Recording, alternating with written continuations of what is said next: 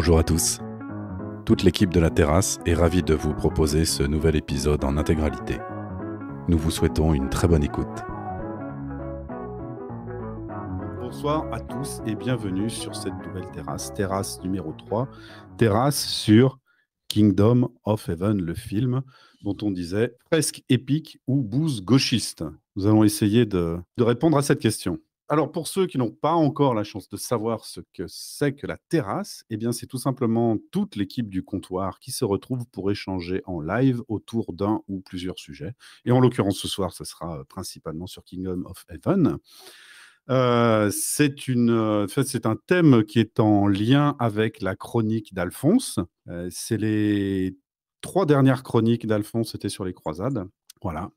Et donc, si cette notion de comptoir ne vous est pas familière, eh bien, sachez que c'est notre croisade contre l'obscurantisme à grands coups de verbes aiguisés, de sujets variés et d'échanges sacrés que vous pouvez écouter religieusement sur la chaîne YouTube des Braves, youtube.com/lesbraves, tout attaché et au pluriel. On va aussi quand même faire un petit rappel sur l'usage public, d'usage pour le public, composé de fidèles et peut-être aussi de mécréants. Il vous est possible d'intervenir, mais en premier lieu, ce sera par écrit, en commentant sous la publication de cette émission.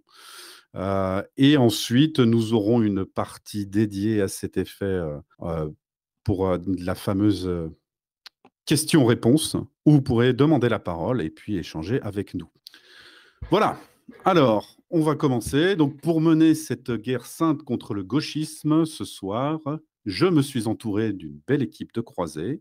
J'ai donc à mes côtés, pour commencer, Monseigneur Mathieu, maître de l'ingénierie occidentale. Bonsoir à toi, Mathieu. Paix et félicité sur toi, mon brave Ambrose. Je vous remercie, mon Monseigneur. Comment allez-vous? Fort bien, ça faisait longtemps, content d'être de retour. Eh oui. Ça fait plaisir d'échanger à nouveau avec toi, puisque c'est vrai que tu avais un peu disparu de certains comptoirs eu égard à des problèmes de planning pour les enregistrements, mais te voilà ici en direct, en live, bien vivant. Ouais, j'avais surtout des problèmes de vacances, mais on va dire ça comme ça. Compliqué. D'accord. Et écoute, nous avons aussi Alphonse de Palabre, notre ménestrel jamais à court d'histoire et instigateur de cette terrasse numéro 3. Bonsoir à toi, Alphonse. Salut Ambroise, mon ami. Ambroise, oui, c'est vrai. Oui, c'est un plaisir, on va pouvoir parler du lourd Moyen-Âge. Le lourd Moyen-Âge, c'est vrai que le terme lourd est important et j'ai omis de le dire. Effectivement, donc nous parlons du lourd Moyen-Âge. Et c'est un peu grâce ou à cause de toi, on verra à la fin de l'émission. Donc pour toute réclamation, c'est auprès de Alphonse qu'il faut se tourner. Oui. Ben, en plus de ça, on va poster cette semaine, je pense, un épisode du comptoir, le 3e, sur les croisades, sur la période Kingdom of Heaven. Juste après, comme tu avais dit. Il devrait être abouti. Ouais. Exactement. Avec toujours autant de, de situations rocambolesques, j'ai envie de dire. Nous avons notre jeune dauphin aussi, Palouf, dont la candeur masque une grande intelligence. Bonsoir à toi, Palouf. Comment vas-tu? Bonsoir, je vais très bien et puis je suis très content des intros que tu fais. Je te remercie. Je me déchire à chaque fois les neurones pour essayer de trouver les termes justes. Alors, tu es prêt aussi pour cette terrasse. Tu as regardé Kingdom of Heaven et tu as pris des notes. Tu nous as dit que tu avais pris beaucoup de notes. Bien, je me tourne maintenant, alors toujours virtuellement, vers le duc Baptiste, seigneur des Odyssées, et maître bourlingueur. Bonsoir Baptiste, comment vas-tu? Bonsoir, effectivement, belle intro, mais je suis comte, pas duc. Ah, promotion entre-temps, promotion. Ah, je crois que c'est en dessous. C'est en dessous. D'accord. Voilà. Je suis pas fou. Qu'est-ce qui s'est passé? C'est limite juste avant le roi. Il s'est passé que je ne suis pas. Tu as vu, alors, malheureusement, j'ai critiqué Kingdom of Heaven et le roi n'a pas aimé et il m'a déchu. Moi, j'aurais dit une blague, mais malheureusement, il faudra attendre le prochain comptoir pour la comprendre. Mais tu n'es pas, tu n'es pas rentré dans la bonne fente du mur. Oh. Et voilà. Les gens oublieront malheureusement, exactement. je pense. Faut vraiment qu'ils enchaînent les 2 vidéos là pour l'avoir. Mais c'est une bonne excuse pour regarder le watching, ouais. Voilà, c'est regarder le comptoir. Enfin, écouter le comptoir. Et au final, nous avons... Alors, je t'ai appelé Audrikovski, qui est notre chef usurier, spécialiste des écus sonnants et trébuchants. Comment vas-tu, cher Audric? Oh, tu me flattes, mon cher Ambrose. Je vais très bien, merci. Bien, et donc tu es prêt d'attaque aussi, ça fait plaisir de te retrouver, cette fois-ci en live. Oui, j'avais regardé ce film dans mon adolescence. Je pense comme tout le monde, je l'avais trouvé super parce qu'on n'a pas souvent des films sur les croisades. Même je crois que c'est le seul que j'ai jamais regardé. Et quand je l'ai regardé la semaine dernière, je me suis rendu compte que c'était une erreur de jeunesse. D'accord. Bon, eh ben, écoute, attendons le bon moment pour en parler.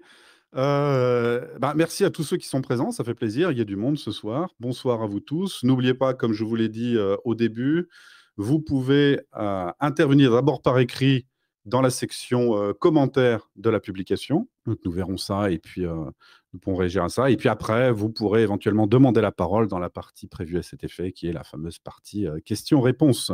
Bien, on va attaquer quand même directement le vif du sujet. On va attaquer Kingdom of Heaven. Ce film, alors c'est un film, on va résumer un peu rapidement du côté technique. Donc c'est un film sorti en 2005 en salle, qui faisait déjà 2 heures, hein, donc un lourd film, 2h20. Version sortie en salle, donc réalisée par Ridley Scott, et Ridley Scott n'a pas du tout aimé cette version. Mais c'est un peu le spécialiste, hein, de toute façon, de ne pas aimer les versions qui sortent en cinéma, parce qu'il y a quand même, je crois, 5 versions de Blade Runner, jusqu'à ce qu'il soit satisfait. Et donc pour l'instant, Kingdom of Heaven, il n'était pas satisfait lors de sa sortie au cinéma.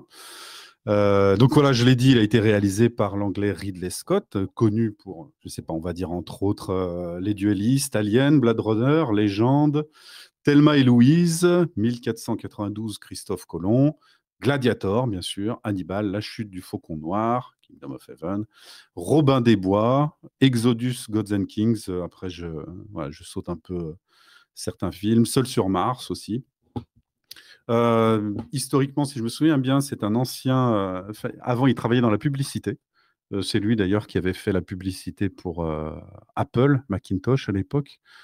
Cette espèce de pub, je ne sais pas si vous l'aviez vu, ou qui rappelait 1984, avec quelqu'un qui parle à l'écran et une femme qui arrive, qui lance un marteau dans l'écran pour le casser et libérer les gens de l'hypnose. Ça me dit quelque chose. Ouais, c'est une pub culte, en tout cas. Voilà, et donc ça avait été réalisé par... en 96 après, hein, tu vois, donc ce genre de choses, ça j'aurais pu passer à côté, malgré le côté cultissime. Ouais, mais c'est peut-être plus pour quelqu'un de ma génération, cette pub, même si elle a fait quand même pas mal le tour du monde. Bon, alors, on va très rapidement perdre Audric, hein, je crois qu'il a des problèmes de son et il risque de ne pas pouvoir parler. Alors, je sais que ce film aussi a eu des versions Director's Cut, dont une qui, une fois de plus, Ridley Scott n'avait pas aimé. Et il y a eu une version Director's Cut de 3h10, on va dire, qui s'appelle la version Miramax, qui est ressortie en cinéma et cette fois-ci, Ridley Scott a, on va dire, adoubé, hein, pour rester dans le registre. Et c'est une version où il y a une entracte au milieu. Et a priori, il semblerait que ce soit celle qui respecte le plus le contexte historique dans lequel le film est censé se passer. Voilà. Alors, est-ce que déjà, pour l'instant, quelqu'un a envie de dire quelque chose, d'intervenir par rapport à ça? L'entracte, il était au cinéma, ou alors on reconnaît cette version vraiment parce qu'il y a une entracte même en la regardant en streaming? Oui, il y a l'entracte aussi dans la version DVD. De toute façon, il y a un carton noir et ça explique, enfin, on a un peu de musique et tout, donc c'est un peu la pause pipi quand tu vas regarder le film. D'accord, parce que moi j'ai regardé une version longue de 3h09 et du coup je me dis, peut-être que je suis passé à côté de la version la plus historically accurate, c'est dommage. Après, la version Miramax, elle fait 3h, soi-disant 3h14, mais il y a 10 minutes de générique. Hein. Oui. Donc, bon, ça va de soi. On est tous d'accord, on a tous été des fous furieux, on s'est tapé la version de 3 heures, je crois. Est-ce que quelqu'un a regardé une version plus courte? Non, 3 heures comme les vrais. 3 heures en version en vitesse 1.75 pour plus Non, celui qui a fait d'épicness. ça est un... Non. J'ai regardé en x1 et j'ai même re-regardé tous les passages où je ne comprenais pas pour mieux comprendre. Non, toi, tu as regardé en x0.25 pour être sûr d'avoir plus de détails. Après, c'est une blague, mais je sais qu'il y a un YouTuber qui fait ça, qui regarde les films en x0.25 et qui dit ce qu'il a vu, quel détail il a remarqué. Moi, fait que j'ai regardé en 1.75 aujourd'hui, mais tu l'avais déjà ralenti à 0.25 sur les scènes avec Eva Green. D'ailleurs, en parlant d'Eva Green, Petit point sur le casting. Orlando Bloom, qui est connu quand même pour son rôle de Legolas.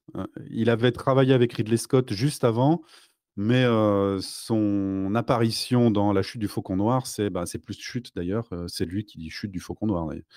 Il apparaît très, très, très brièvement dans ce film. On a Jeremy Irons, dont tout le monde se souvient de la merveilleuse performance dans Donjons et Dragons. Liam Neeson, là, c'est inutile de le présenter. Et Saladin est joué par Ghassan Massoud. Il est connu je l'ai croisé Gare du Nord. Dans son pays, il est connu. Alors, il a fait Kingdom of Heaven. A priori, avant, il n'a pas fait grand-chose. Il est apparu dans Pirates des Caraïbes. Il est apparu dans Pirates des Caraïbes. Il est Amand le Corsaire. Voilà. Ok. Donc, il y a une boutique de téléphone aussi. Hein. Peut-être il est plus souvent dans sa boutique de téléphone que sur les plateaux de cinéma. Je ne sais pas. Les téléphones qu'il chope en piraterie, il doit bien les revendre. Hein. Exactement, c'est ça qu'on va dire. Du djihad à la piraterie, il n'y a qu'un pas. Hein. C'est plus ou moins la même chose. Après, c'est juste une question, on va dire, d'épicness et de taille. Son époque. Il n'y a pas de petite djihad quelque part. On avait évoqué entre nous la musique qui a été composée par Harry Gregson Williams. À titre personnel, c'est un compositeur que je connais très peu. Et j'ai regardé la liste des films qu'il a fait. Aucun film ne m'a vraiment marqué. Il a fait du Michael Bay avec The Rock. Il a fait Hans. Il a fait Le Prince d'Égypte, mais avec Hans Zimmer. Chicken Run, en 2000. Spy Kids, Shrek, pourquoi pas. Phone Booth. Mais il avait travaillé, avec, en tant qu'assistant de Hans Zimmer sur Gladiator, il me semble. Enfin, il avait travaillé en tant que second sur d'autres films. Ouais, d'accord. On voit qu'il a pas mal de liens, effectivement, avec Hans Zimmer. Mais j'en parlerai un peu plus tout à l'heure, mais bonne ou mauvaise nouvelle, c'est celui qui réalise la musique pour Gladiator 2. Bon, alors, en plus, c'est vrai que c'est même au-delà d'être dans les tuyaux, c'est en cours de tournage, il me semble. Oui, c'est adoubé par Ridley Scott, qui n'a plus toute sa tête, mais qui avait déjà commencé à la perdre à la période de Kingdom of Heaven, si vous voulez qu'on tease un peu notre point de vue sur le film. Voilà, donc on a un point de vue général de ce film. C'est un film, entre guillemets, pour utiliser les termes d'Alphonse, un film de lourd Moyen-Âge. Et c'est un film en lien avec la chronique d'Alphonse, la rubrique à braque d'Alphonse dans le comptoir. Donc, si vous n'avez pas écouté ça, je vous invite à vous rendre sur la chaîne YouTube des Braves et d'écouter les émissions du comptoir, les 2 dernières, ou si vous écoutez ça plus tard, les 3 dernières, puisqu'il y a un nouvel épisode à venir. Pour l'instant, est-ce que toi, tu veux dire quelque chose, Alphonse, justement? Alors, tu voulais peut-être que je place le contexte historique. Pourquoi je suis spécialisé en bro-histoire. C'est-à-dire que c'est comme l'histoire, mais c'est extrêmement approximatif. Et en fait, on en profite pour faire passer ses idées à soi sans aucune vergogne. Voilà, mais avec finesse et subtilité, s'il vous plaît. Finesse, subtilité, subjectivité. Mais c'est Alphonse, le seul historien qui assume ses biais. Le seul. Oui, c'est ça. Mes biais les autres n'assument pas, mais bon, quand ils prennent la parole, on comprend très vite. Yes. Alors, le film se passe, je crois, dans les années 1180, 1190, voilà, à 5-6 ans près, c'est pas très grave. Et donc, ça fait à peu près 100 ans que les Francs, à l'époque, il n'y avait pas vraiment de Français ou quoi, c'était les Francs, sont en Terre Sainte, donc ils ont pris Jérusalem. Et comment te dire, c'est un moment où il y a un leader musulman qui s'appelle Saladin, qui commence à accumuler pas mal de fonctions au sein du monde musulman. Oui, c'est vrai que dans le film, ils font gaffe à vraiment le bien prononcer à l'arabe. Il commence à assumer pas mal de titres et il a réussi plus ou moins à unifier ce qui s'était jamais vraiment fait avant, l'Égypte avec l'Arabie et avec toute la Syrie. Donc en fait, les chrétiens, les francs, ils ont plus que le territoire de, disons, Israël plus le Liban vite fait actuel. Et donc ils sont un peu, voilà, là il y a une grosse menace qui pèse sur eux et il n'y a pas grand monde aussi en Terre Sainte, quoi. Donc voilà, c'est à peu près ce le contexte du moment. Le film commence. En fait. C'est plutôt c'est plus une croisade personnelle d'ailleurs. C'est Bah, plus en une fait, croisade persane, limite, mais non, mais c'est qui vraiment a juste bossé sur une- les Francs qui sont restés là-bas après les croisades, en fait, qui essayent de survivre, quoi. C'est pas vraiment une croisade qui part d'Europe. Ouais, mais le film commence en France avec Orlando Bloom, le forgeron, qui n'arrive pas, bah, d'ailleurs qui ne forge plus, puisqu'il ne peut pas se remettre de la mort de sa femme, qui s'est suicidée après la mort de leur nouveau-né. Donc c'est un début. Alors, je sais pas comment l'expliquer moi pour donner mon point de vue, mais on va donc recontextualiser ce début. Donc à ce moment-là, il y a le baron Godefroy d'Ibelin, c'est bien ça, hein, Ça. qui Ouais, se c'est ça. Il n'a présente pas existé, mais oui. à Balian. D'ailleurs, historiquement, Balian, si j'ai bien compris, est quelqu'un qui est né et qui a vécu déjà en Terre Sainte. En fait, il a rien à voir Ouais, hein, avec. il n'est pas du tout né en Oui. France, c'est pas du tout c'est pas du tout un bâtard, c'est ce qui va se passer, et il a encore moins été forgeron. Oui, j'ai Peut-être complètement un omis week-end. de préciser que pour ceux qui n'ont pas vu le film, nous sommes désolés, mais on va le spoiler Ah oui, il y a des sans spoilers, ça aucune ira, mais vergogne jusqu'à la fin, il y a jusqu'à la prescription, scène hein, il y a finale. prescription. Voilà, exactement, De il y a toute manière, prescription. vous lisez la page Wikipédia du royaume de Terre Sainte et vous serez spoilé. Donc voilà. Sur le film à 20 ans, on peut y aller. Hein. Exactement. Bref, donc, pour commencer, il refuse de rejoindre son père, hein, puisque... Ah, Alors, mais attends, en tu plus, vas un il peu le dit vite, pas, oui. Rose. Je suis désolé, tu vas un peu vite. Tu viens de Ouais. passer 15 minutes en 2 secondes. Il se passe quand même beaucoup de choses. Hein. Moi, j'ai envie de noter que, comme d'hab, Ridley Scott, enfin, comme d'hab, là, il est en France pendant l'époque médiévale et c'est vraiment un asile, en fait. On a l'impression d'être dans le 59 en journée. C'est tout le monde est habillé en gris, il fait super moche. Les gens, enfin, tu vois que Balian, il a un assistant à la forge qui a un genre d'attardé mental. Tu sais, Oui, c'est vrai, tu ouais. te rappelles de son visage. Mais ça, Oui, ça n'a aucun oui, mais sens. il bave en plus. Enfin, il est, Oui, ce c'est- mec-là ouais, vraiment, aurait il y a été à tout. l'église, les moines l'auraient torché, et il aurait jamais été assistant d'un forgeron, qui était une profession quand même importante. Et en Mais plus, Mais il neige Ah, en plus. ouais, Il neige pour la scène d'ouverture. il neige. il Alors, en neige, fait, tout c'est à ouais, fait. en Espagne du Nord, hein, qu'ils ont tourné le truc. Mais ce que je voulais dire aussi, c'est que ça commence par un texte. C'est ça le plus important, peut-être, c'est la vision. Tu sais, le texte au tout début, ils disent en Oui, oui, oui, gros, oui, on est au XIIe siècle, en Europe, les gens sont pauvres et réprimés, et du coup, ils s'en vont en Terre Sainte, comme si c'était genre l'Amérique, tu vois, et les gens allaient là-bas pour commencer une nouvelle vie. Et alors qu'en fait, c'est l'inverse, hein, plutôt. Je veux dire, déjà à l'époque, les paysans européens, ils mangeaient mieux, ils avaient une agriculture plus développée que les gens au Moyen-Orient qui étaient plus ou moins des esclaves. Mais Donc on voilà. était dans en quelque sorte l'apogée du Moyen-Âge. C'était comme une Alors, petite renaissance à il cette y avait une petite époque-là. renaissance, ouais. Il y a une petite renaissance, des trucs technologiques, et puis voilà, les Européens étaient déjà les mieux nourris du monde entier quasiment, et puis nos gens étaient déjà assez grands comparés aux gens du Surtout les Moyen-Orient. Français d'ailleurs. C'était Ça, le je sais panier pas, de l'Europe. mais probablement, ouais. Mais voilà, en tout cas, ce que je voulais dire, c'est qu'il peint une image de l'Europe qui est dégueulasse. Il y a des, Ouais, tu vois, il y a des on est attardés vraiment, mentales. par contre, dans un esprit lourd Moyen-Âge. Là, pour Ah, c'est moi, vraiment on est lourd plus, Moyen-Âge, comme on ouais, mais l'aime. D'ailleurs, on est plus dans, tu sais, la plèbe le nom des de la gens rose, quoi. qui se nourrit des déchets dans le nom de la rose. C'est ce que je veux dire, tu vois. C'est On est très, exactement très ça. proche du nom de la rose. Ouais. Mais d'ailleurs, il y a un moment incroyable, c'est totalement gratuit, où il y a un type qui entre dans la forge, et genre, il bouffe un truc, et il s'essuie avec ses cheveux, tu vois. Il essuie sa bouche avec ses cheveux. Mais c'est pas C'est le truc le l'assistant, je plus sais plus. gratuit. Alors, Non, c'est un techniquement, pote mais j'ai trouvé à que voilà, Godefroy. on a vraiment l'abus atroce de la nuit américaine par Ridley Scott et son filtre bleu d'ailleurs qui courra tout le long du film. Il a un abus du filtre bleu qui est un peu saoulant au bout Surtout d'un en moment. France. Et oui, mais là, c'est vraiment on est plus dans l'heroic fantasy limite. Hein. Vraiment, on s'attend à ce qu'il y ait des sorcières qui arrivent. J'ai trouvé d'ailleurs que ce début n'était pas extrêmement épique. C'était beaucoup de plans serrés, très très proches.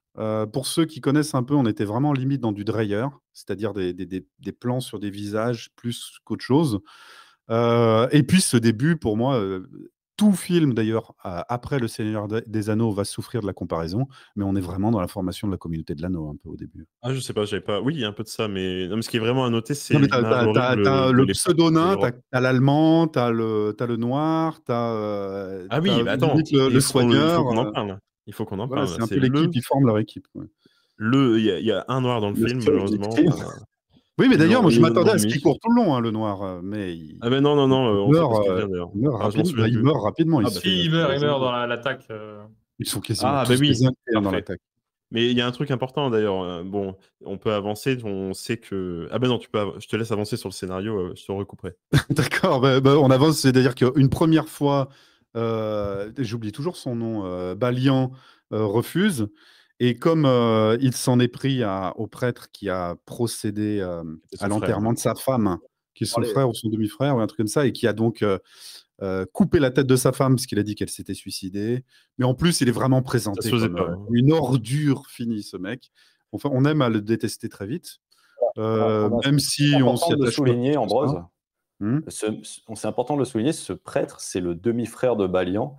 Et là, on a le premier aperçu de la vision que Ridley Scott veut donner du catholicisme au Moyen-Âge. Ce prêtre est un sournois, un voleur, un menteur, Un fou, qui ne fait qui est un connard en fait, qui ne fait que taquiner son frère, qui Ah, mais l'oppresse. c'est au-delà de taquiner, hein, c'est au-delà de taquiner. Ah oui, hein, c'est un il- peu au-delà quand même. Je vais te dire un truc quand même, c'est qu'en fait, à un moment, le prêtre, le demi-frère, discute avec un autre homme d'église qui lui donne une image positive. Oui, mais le Est-ce qu'il fourbe, donne on une va image l'appeler, vraiment c'est- positive? Je suis désolé, encore une fois, là, Si, Zach, il le dit, donne-lui de non, l'argent mais pour il qu'il dit, recommence sa vie ou des choses comme ça. il dit un truc, mais à un moment, il dit quand même, oh là là, on fait des choses au nom de la chrétienté que je pense pas que Jésus il aurait fait, tu vois. Et ça, c'est une vision 2024, tu vois. Ouais, mais en fait, c'est. Non, mais après, Non, il y a ce débat dans le nom de la rose. Hein. Oui, mais le nom de la rose, c'est bon, bref. Mais Ouais. euh, C'est il pas, y a, c'est il y a le- quand là, même n'est un pas le- côté moderne. Le mec, un prêtre à l'époque, va pas s'amuser à. Quoique. Ouais, il y avait pas mal d'hérésies. Bon, allez, continuons. On va y aller rapidement, puisque de toute façon, au moment où il apprend que son frère a décapité sa femme, A décapité le corps Valiant. de sa femme. Hein. La Oui, femme a s'est décapité le suicidée. corps. Elle s'est suicidée Il a parce décapité que... pour récupérer un collier, parce qu'il comprenait pas comment ça Non, marche. Il est pas... tellement con. voilà, c'est Non, vraiment non, complètement stupide. Il s'est dit, tiens, comment on enlève ça? Enlève la tête. C'est plus simple, tu la dévisses. Et, Arrêtez, les gens vont croire que c'est vrai. mais ils ont qu'à regarder le film. De toute façon, Pas ils loin sont d'être censés vrai. quelque part l'avoir vu. Donc, il l'enterre en plus à un croisement. Enfin, c'est sale, quoi. C'est vraiment sale. Néanmoins, moi, ce début, je le trouvais plutôt pas trop mal. Mais je rejoins Audric. On sent déjà, Par les voilà, on connotations sent déjà politiques, il y a pas de problème. qu'il y a quand même des couleurs politiques qui se mettent en place. D'entrée de jeu, on nous explique, voilà, bon, les cathos, c'est quand même, voilà, c'est de la belle saloperie.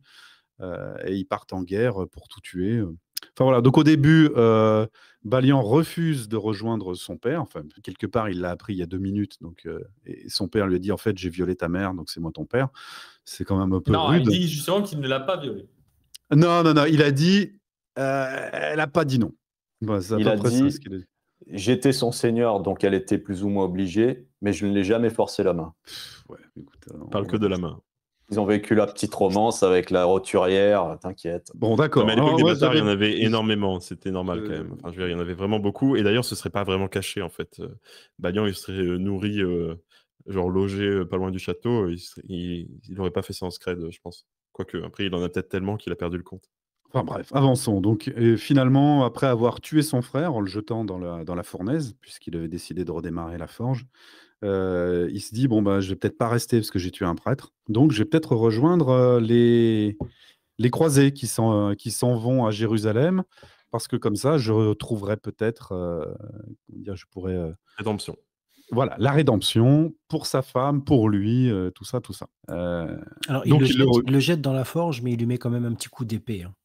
Oui, pour être sûr. Voilà, pour être sûr. Voilà, histoire de bien finir le travail. Et il récupère le collier qui avait été volé en dévissant la tête de la femme. Mais lui, il a compris que ça s'attachait autrement. Donc voilà, on en est là. Et c'est là qu'il y a la scène où, pour moi, une espèce de scène d'ouverture, puisque c'est un peu une scène d'ouverture de 15 minutes de mise en place en France. T'as le moment où il rejoint l'équipe. Et pour moi, vraiment, l'équipe, c'est la communauté de l'anneau. Hein. On a l'allemand baraqué. Alors moi, j'aime bien le prêtre qui... On ne connaît pas réellement son nom. C'est celui qui apparaît en plus. C'est le blond, mais il est dans les Harry Potter, puisque c'est à un moment, il est un des profs contre les forces du mal. Et puis, il est aussi dans Cœur de Dragon. Et c'est celui qui meurt avec une flèche dans la gorge, c'est ça? Non, il meurt pas, lui. Il meurt plus tard. Il tient. Mais lui, c'est le personnage le plus bizarre et le plus anachronique. Parce qu'en gros, c'était un genre de. c'est un athée du Moyen-Âge, ça n'a aucun sens. En plus, Oui, il mais c'est un cité, prêtre athée, oui, quelque part. Mais prêtre athée philosophe qui arrive, qui dit un peu bouddhiste, tu sais, du genre c'est je vraiment n'importe vais, je quoi. viens. Voilà, et ils ont fait le personnage le plus sympathique, quelque part, parce que ça a marché pour moi. Je dis, putain, il a une bonne tête, il a un bon sourire, il est zen. J'espère qu'il va rester longtemps. Mais voilà, on a aussi cette mise en place par Ridley Scott de voilà, les gentils, quelque part, c'est pas les 100% catholiques. Ah ouais, c'est les 0%, ouais. C'est les modernes en fait, hein. C'est une vision moderne, genre C'est nihiliste le à Vatican moitié, genre II, un Dieu, peu, ouais, tu vois. Dieu, oh ouais, oh, t'inquiète, Dieu, on s'en fout. Un truc Ouais, comme ça, tu vois. c'est vrai qu'il y a un peu un truc dans le genre. On est vraiment c'est cette volonté qu'a Ridley Scott. Mais il le disait, hein, si on recontextualise le film, ou si on recontextualise pardon, le film, c'est post-11 septembre aussi. Donc, Oui, c'est vrai, il faut y penser, ouais. il Bah, en fait, il faut y a, penser. Du coup, c'est peut-être encore moins. il voulait une espèce de touchable. concorde. Il voulait Ouais, voilà. vraiment. Mais bon, ça reste quand même un gros boomer, ce Ridley Scott. Donc voilà, dans cette scène-là, si je me souviens bien, ils se disent tous bonjour, voilà, je vous rejoins, ok, c'est cool, très bien. Et d'un seul coup, on a les gardes du château qui arrivent et qui disent bon, nous, on veut Balin, enfin Balian, pardon, Balin, c'est un nom de nain. On veut Balian parce qu'il a tué son frère et en plus un prêtre, qui plus est. Du coup, on va se charger de lui. Donc il refuse. Et puis là, c'est la boucherie. Et c'est une boucherie à la Ridley Scott. Il y a du sang, il y a de la violence. Ça tire dans tous les sens. Et on va dire que 90% de l'équipe est décimée contre 100% des adversaires, hein, bien sûr. Qu'est-ce que vous en avez pensé Et oui, ça ne correspond pas au taux de mortalité en des général, batailles. Merci Batou. Je crois aussi que tu vas perdre quelques. Tu as des problèmes de son en ce moment. Ce soir. Ah bon? Non, mais il a dit un truc vrai. Il n'y avait pas tant de morts que ça dans les algarades. Une escarmouche, c'est pas une algarade. En Là, fait, c'est carrément. parce que les mecs qui sont nobles et puis les gens en général, ils ont le droit d'être ensonnés en fait. Et à un moment, il y a un type qui réclame à être ensonné parce qu'il est le fils de Michel Drucker ou un truc comme ça. Et, Non, vas-y. Godefroy, il lui dit, il fait ouais, c'est vrai, ok, mais bah les couilles en fait, je te tue. Mais ça se fait pas du tout parce que c'est vraiment à l'époque, c'est quasiment sacré quoi. Tu tues pas un noble juste comme ça parce qu'il t'a fait chier, alors que tu dois le rançonner, c'est l'honneur, tu vois, c'est le genre de pacte. Et on était quand même déjà tous les nobles. d'accord que, en termes d'anachronisme, on était pas mal dans cette scène d'ouverture. Ouais, il y a pas mal d'anachronismes qui sont un peu modernes quoi. Mm. Enfin oui, Mais du coup. cette embuscade, ils sont dans un campement, ils sont un peu établis, etc. Il y a un problème logistique sur comment ils ont pu set up l'embuscade, quoi. Ça fait vraiment bizarre, quoi. Ils auraient dû le On va remarquer, dire qu'ils quoi. connaissent le terrain. Bah oui, mais c'est chez eux, quoi. Enfin, bon, bref. Bah, On est laisse chez tomber, nous. c'est magique. Laisse tomber, c'est magique, j'ai envie de te dire.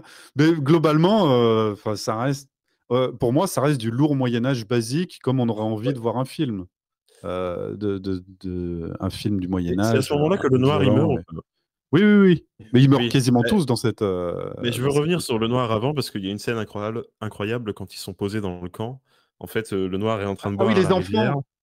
Non, même pas. Non. Le noir est en train de boire à la rivière et il y a genre un type qui pisse dans la Ah oui, rivière, mais c'est genre vrai. en amont, et il lui gueule dessus en mode connard et tout. On ne Et pisse bon, pas dans la encore une fois, rivière, c'est c'est pour, pas bien, c'est pour c'est pas expliquer feng shui. que les Européens n'étaient pas au courant qu'il fallait pas boire la pisse. Mais par contre, que les Noirs étaient parfaitement au courant, quoi. Voilà. Alors, c'est soit ils Non, étaient mais- parfaitement au courant, ou ils étaient plus civilisés que les Européens. C'est un ça. mort, on va dire. On pourrait dire que c'est un mort, hein, plutôt. C'est un vrai Noir. donc, À ce mais oui. sujet-là, les croisés noirs, du coup, mythe ou réalité? C'est quoi ça? Je ne sais pas. Je pense pas qu'il y en avait Mais beaucoup. est-ce qu'il y a eu un mythe des croisés noirs? Non, mais je veux dire, Ridley Scott en a mis un. Oui, c'est vrai qu'il en a mis un. Oui, d'ailleurs, c'est vrai. pourquoi? Bah, ça devait être un esclave récupéré aux musulmans, mais du coup, le mec Alors, devait être resté. là, on un pourra pas lui mercenaire donner. éthiopien.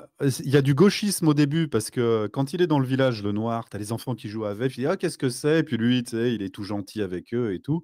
Mais bon, Oui, quelque je pense part, que 5 minutes c'est- après, il se fait c'est- dézinguer la gueule. c'est Donc, sympa, la gauchisterie niveau quota, elle s'arrête là. Mais c'est vrai qu'en 2024, c'est Balian qui aurait été noir, mais bon, c'est pas grave.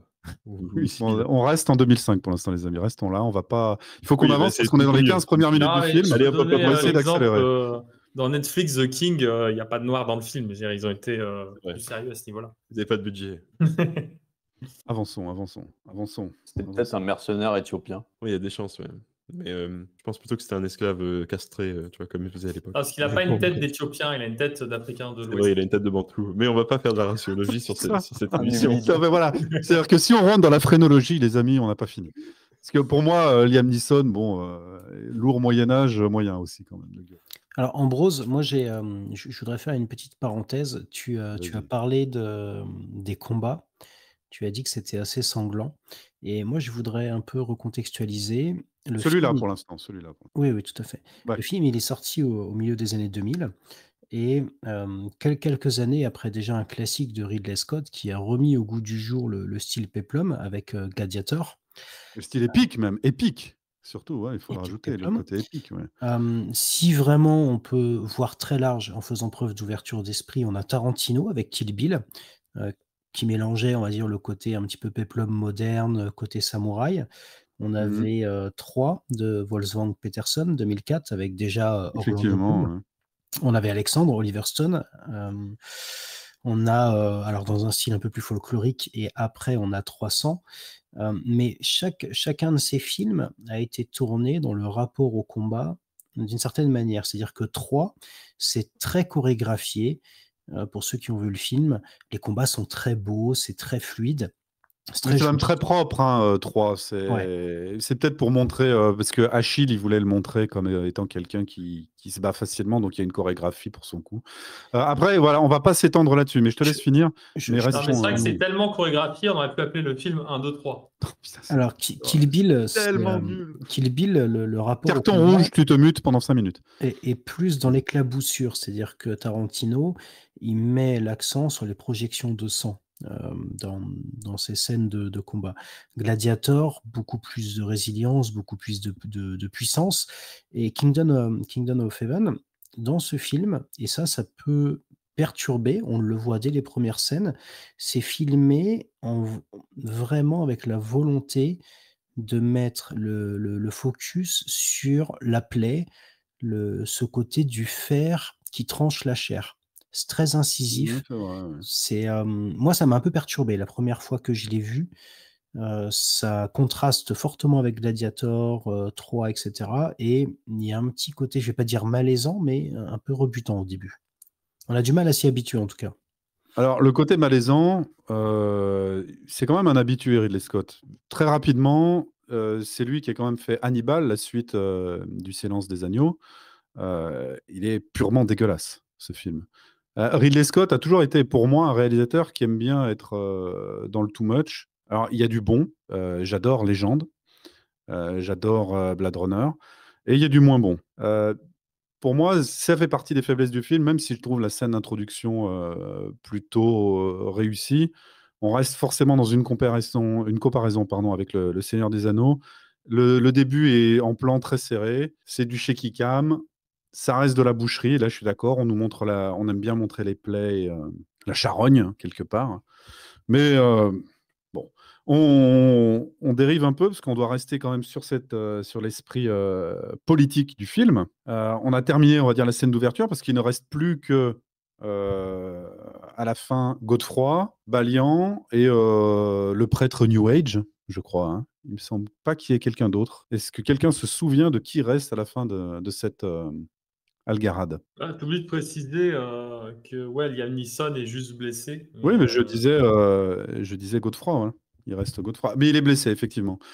D'ailleurs, avec un beau fusil de Tchekhov où on voit le mouvement où il casse la flèche qui est dans sa plaie. Et donc, on sait très bien que ça va poser problème. Voilà.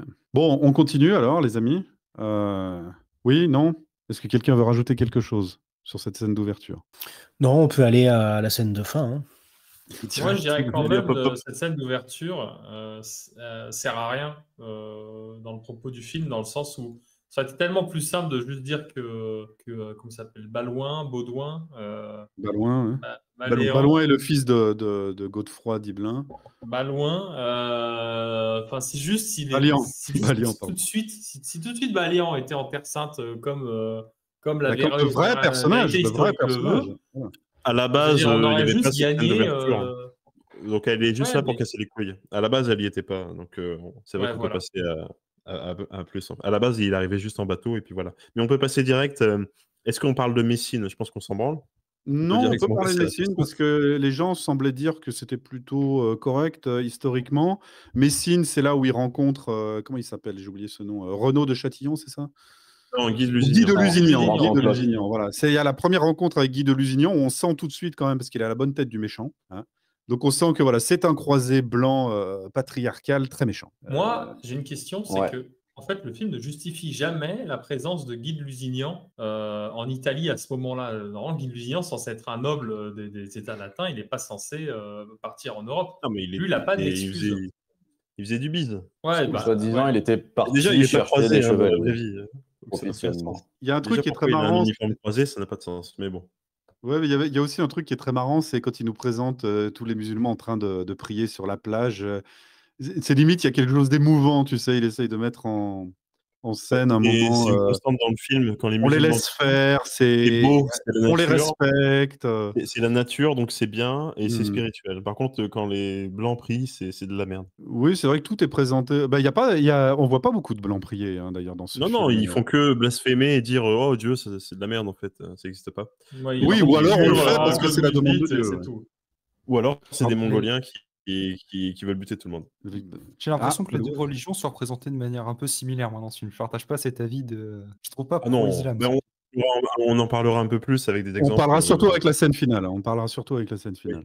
Mais moi, je trouve que là, vraiment, il arrive. En plus, c'est vraiment comme un nouveau-né, comme un homme pur qui n'a jamais vu de musulman. Il fait mais que font ces gens sur la plage?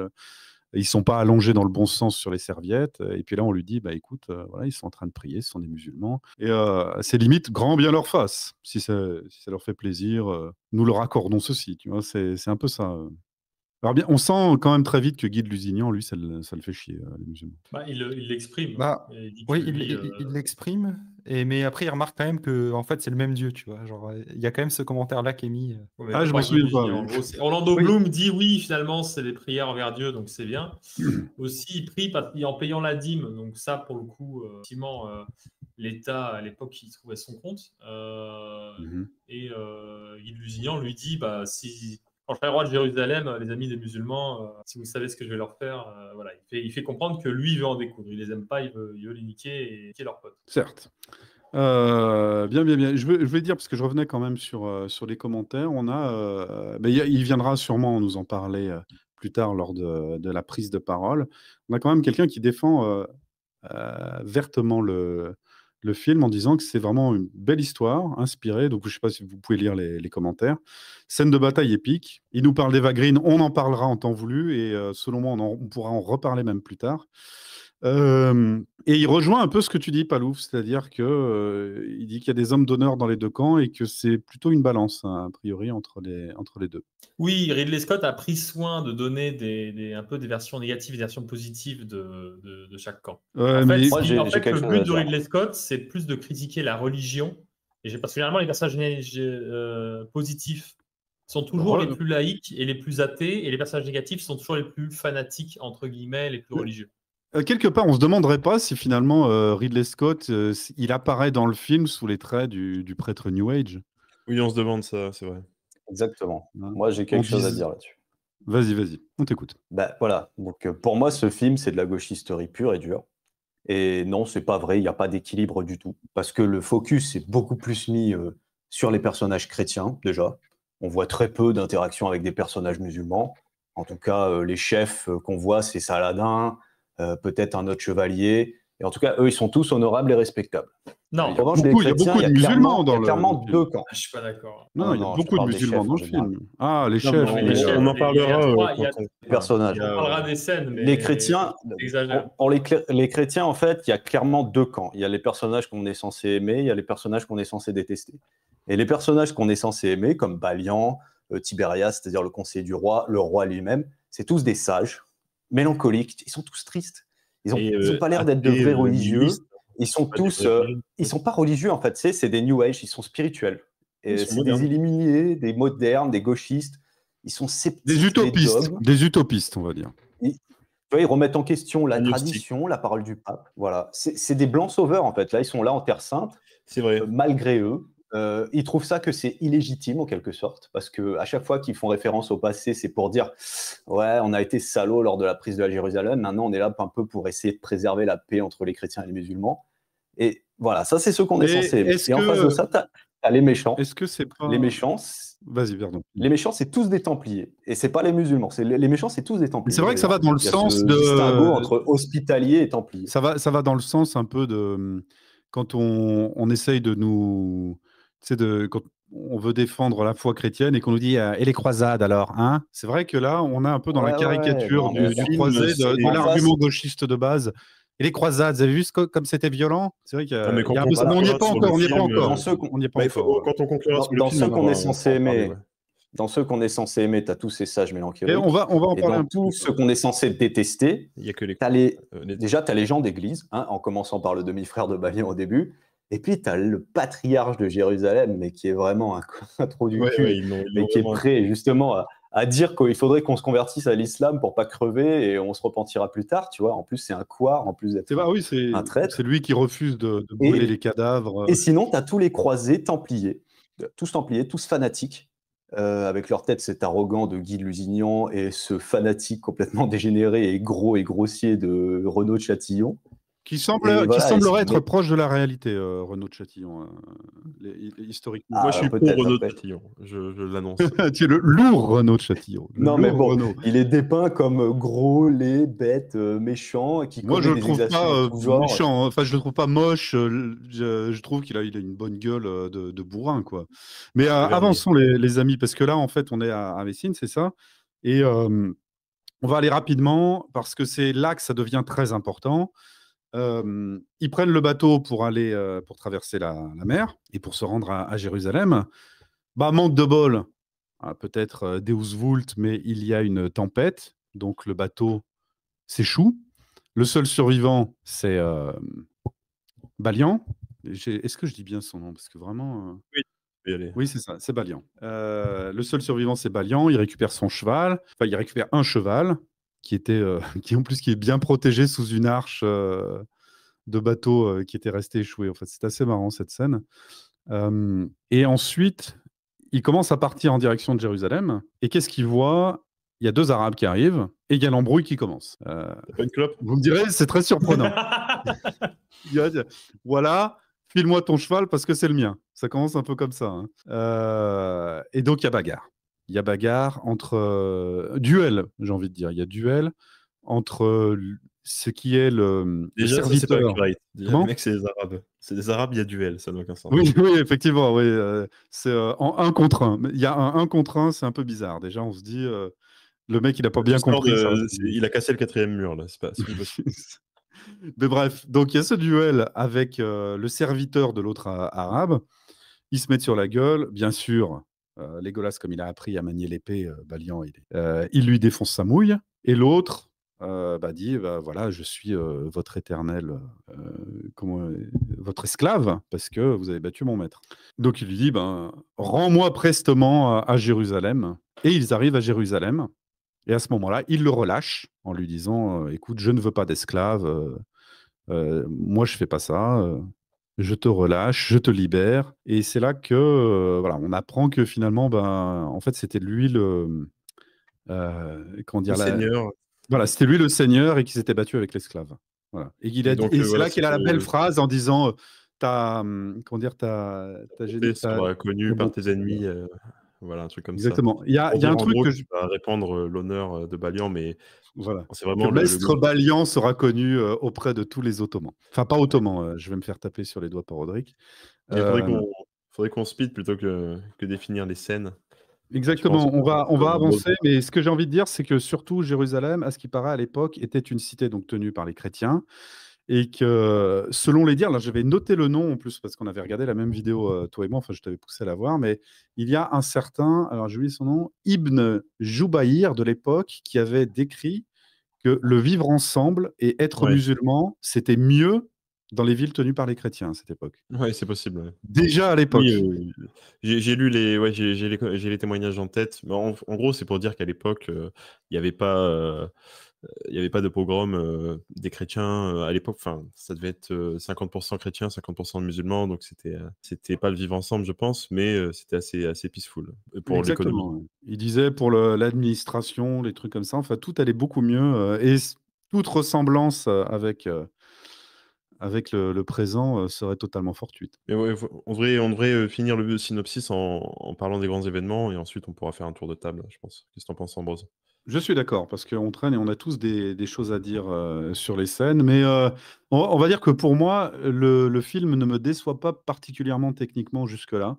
Euh, c'est vraiment après l'interlude que ça devient plus compliqué à mes yeux. Après, qui veut parler de ce qui se passe? Parce qu'il rencontre la jeune gourgandine qui est Sibylle, jouée par Eva Green, qui est très belle dedans d'ailleurs. On ne sait pas pourquoi elle est habillée comme Alors attends, une ottomane. c'est simple. Balian arrive à Terre Sainte et c'est littéralement Marissou.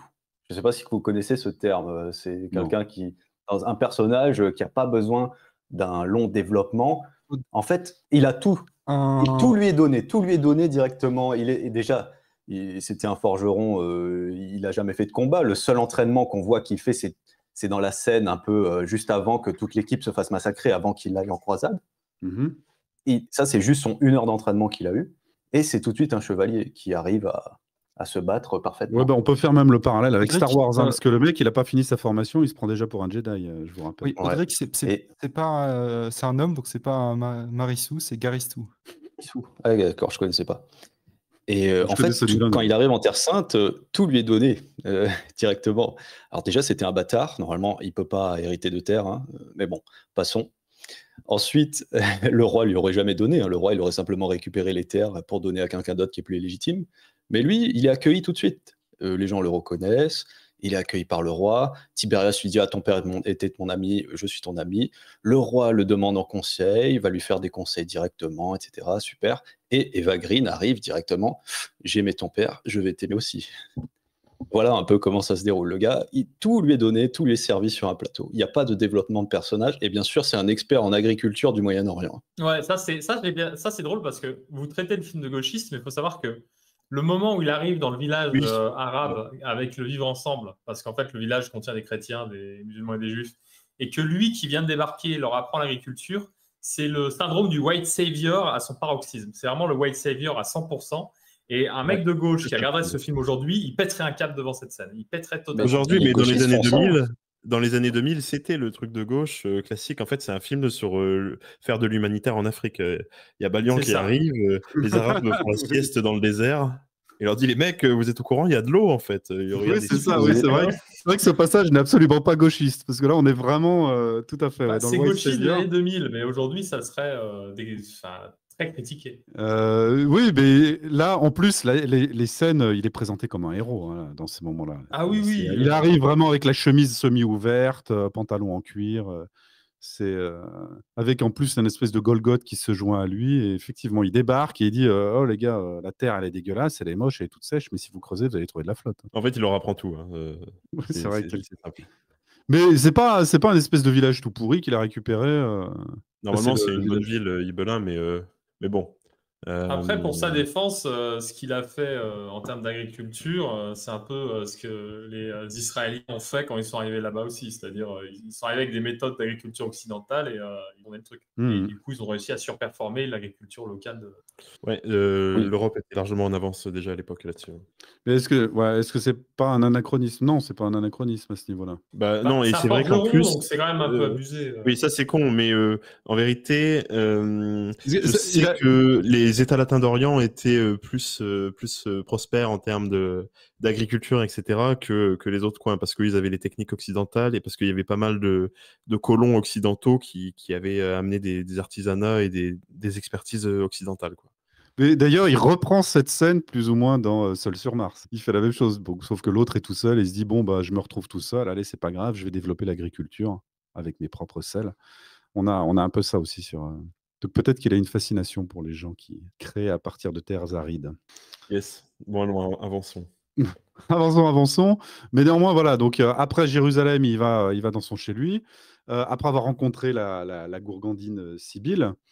C'est là qu'ils vont. La femme de Guy de Lusignan, l'antagoniste principal. Voilà, ça on a oublié de le préciser. Mais en gros, il cuck son. Encore femme, je crois. Hein. Je sais plus trop. Si, c'est déjà Elle est top 1. majeure, elle est majeure. Elle explique par contre qu'elle a eu son premier enfant à 15 ans. Ah oui, bon. C'est là où on s'éloigne en plus de la réalité, parce que visiblement, elle a été fidèle à Guy de Lusignan. En fait, il y avait Ouais, en fait, c'est une. On va avancer, mais Guy de Lusignan, on le voit comme un cuck et un type stupide, alors qu'en fait, Guy de Lusignan, c'est un mec qui est pas super malin parce qu'il a provoqué une grosse défaite, mais c'est un fouteux en fait, c'est un tchad. Il s'est jamais fait cucker. Et Sibylle, elle est folle de lui, et en fait, c'est elle qui le fait monter sur le trône, alors que c'est un no-name complet à la base. C'est juste un random. Désolé de faire que des anglicismes, mais c'est un mec random complet de France qui est venu en Terre Sainte. Et Sibylle l'a fait monter du rang de rien du tout à roi, en fait, parce que c'est lui qui l'a digmatisé, comme on dit. Il l'a quoi? C'est pas chaud. Qu'est-ce que c'est que ça? Il l'a séduit, disons. Alors, à Peut-être titre parler du personnel, roi.